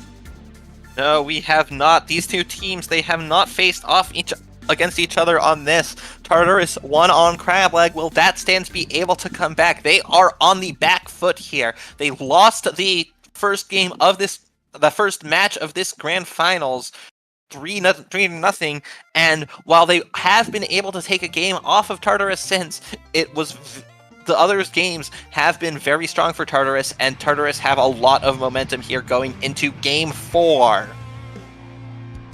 Yes, going into game 4 here.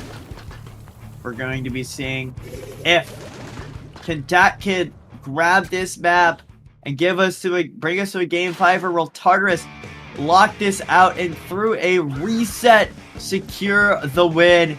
We will see. We're going to be getting into this. Crowd, can I hear your support for Stands?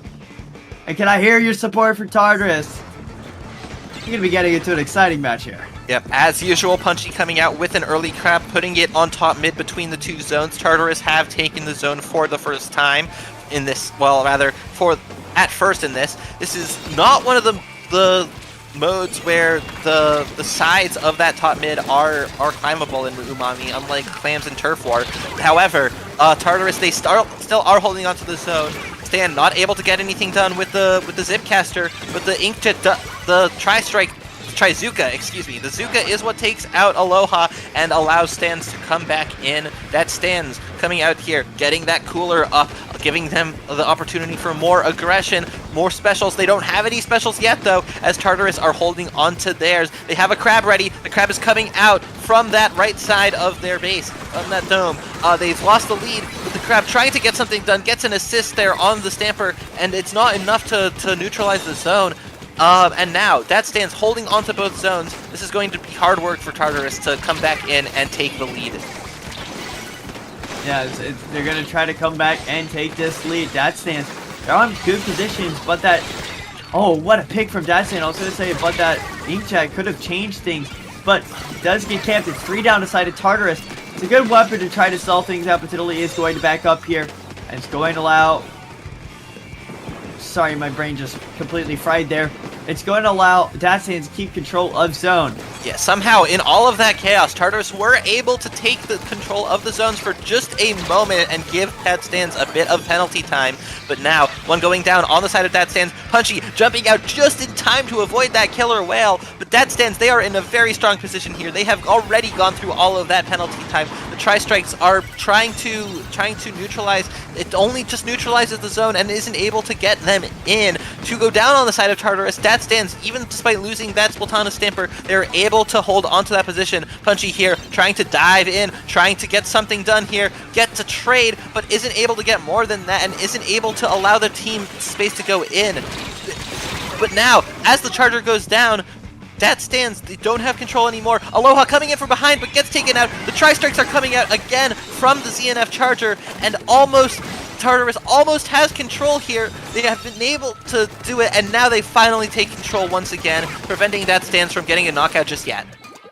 Yes, preventing it with some fantastic picks. Punchy going kind of crazy with that splash. And now we can see what they're really good at. Is it going to be that crab? You're going to be seeing that lockout here. That's a lot of forward pressure. No picks, but a lot of good bit of stall here. That's important when you don't have any penalty to work through. 50 ticks remaining here. And that stands. They're knocking on the door of this map, but they just got to enter the room first. That stand not able to find a pick with that Zipcaster. It is a spectacular snap through the grate there onto Hershey. And there's only 20 ticks remaining. This that is stand, for the set. they need to get back in here. To go down on the side of that stands, and Tartarus have taken the lead. They have control here. They get the wipeout, and the wipeout as they win this set, taking your Triton Cup number 80. Your winners are Tartarus after a run all the way to winners finals, getting beaten by that stands, easily taking the losers finals in a close 3-2. They come back, they get the 3-0 sweep over that stands, and in the bracket reset, despite losing one game and despite some close wins, very close games, Tartarus are able to take this tournament. Let's get some claps in the chat for Tartarus here. What a hill to climb through. Not only a reset, but a team they lost to, right? That stands. You got to think that they were in position there before this match happened, and then Tartarus showed up. They locked in 3 maps first, and then only giving up a singular map on the reset. That is one hell of a performance coming out from them. Good job, Tartarus. They are your Triton Cup 80 champions. What a match. What a set. What a tournament. Right? We've seen multiple series go game 5, close matches here. It's just been exciting all around. We saw near reverse sweeps. We saw back and forth fights down to the wire. We saw games going every which way. And after all of it, Tartarus, they didn't have a cooler. They brought the same comp, that ZNF Charger, the Splattershot Jr., the Splash-O-Matic, and the Tri-Slosher through every game, and that took them to this victory. Yes, it did take it to this victory indeed. Now, you know, we gotta say our spiel, right? We are going to be having, you know, we got a Ko-Fi now, right? Yep. Dapple Productions now has a Ko-Fi. There is that Ko-Fi command in the chat. Take a look in the chat, ko-fi.com/Dapple Productions. If you want to financially support, Dapple Productions and help make these continued streams possible, these continued tournaments, if you want to keep this competitive Splatoon, this side of competitive Splatoon going, that is one way you can help out. That is one way you can help out. Of course, another way all of y'all can help out is just being in chat. Coming here to these tournaments, you know, get a team, sign up, or just watch, right? All that does a fantastic job. Squid, that's going to be all for us. Squid, where can we find you? I am on Twitter at Squidoku_. I am also on the Fediverse on Splatsville.social at Squidoku there. How about you, Antonin? Well, you can find me on Twitch at AntoninFGC. I will be streaming right after this, right? Probably not Splatoon, but I do Pokemon Unite. I do a variety of games. And of course, I do fighting games as well. Also, you can check me out on Twitter at Antonin4, where I'm tweeting various fighting game things, various things about Splatoon, Unite, all that. And I want you all to keep your eyes peeled. Hopefully I'll have this done by tomorrow, but I got a tournament that's coming up next month. It's got a $500 prize pool, and, you know, I hope to see y'all there. I'm going to read some more info about that soon, but that's what I got in the works. Yes, and also a big thank you to Brufney, our camera operator, our streamer. This wouldn't be possible without you. Well, thank you, Brownie. Spectacular job from our producer here. So, great job from them. And, that will be all for us. We'll see you all tomorrow, I believe. We have Squid Junction. That's right. Hope to see y'all there. Of course, that is that NA tournament. And, hope y'all tune in. Thank you. Thank you all, and have a wonderful night.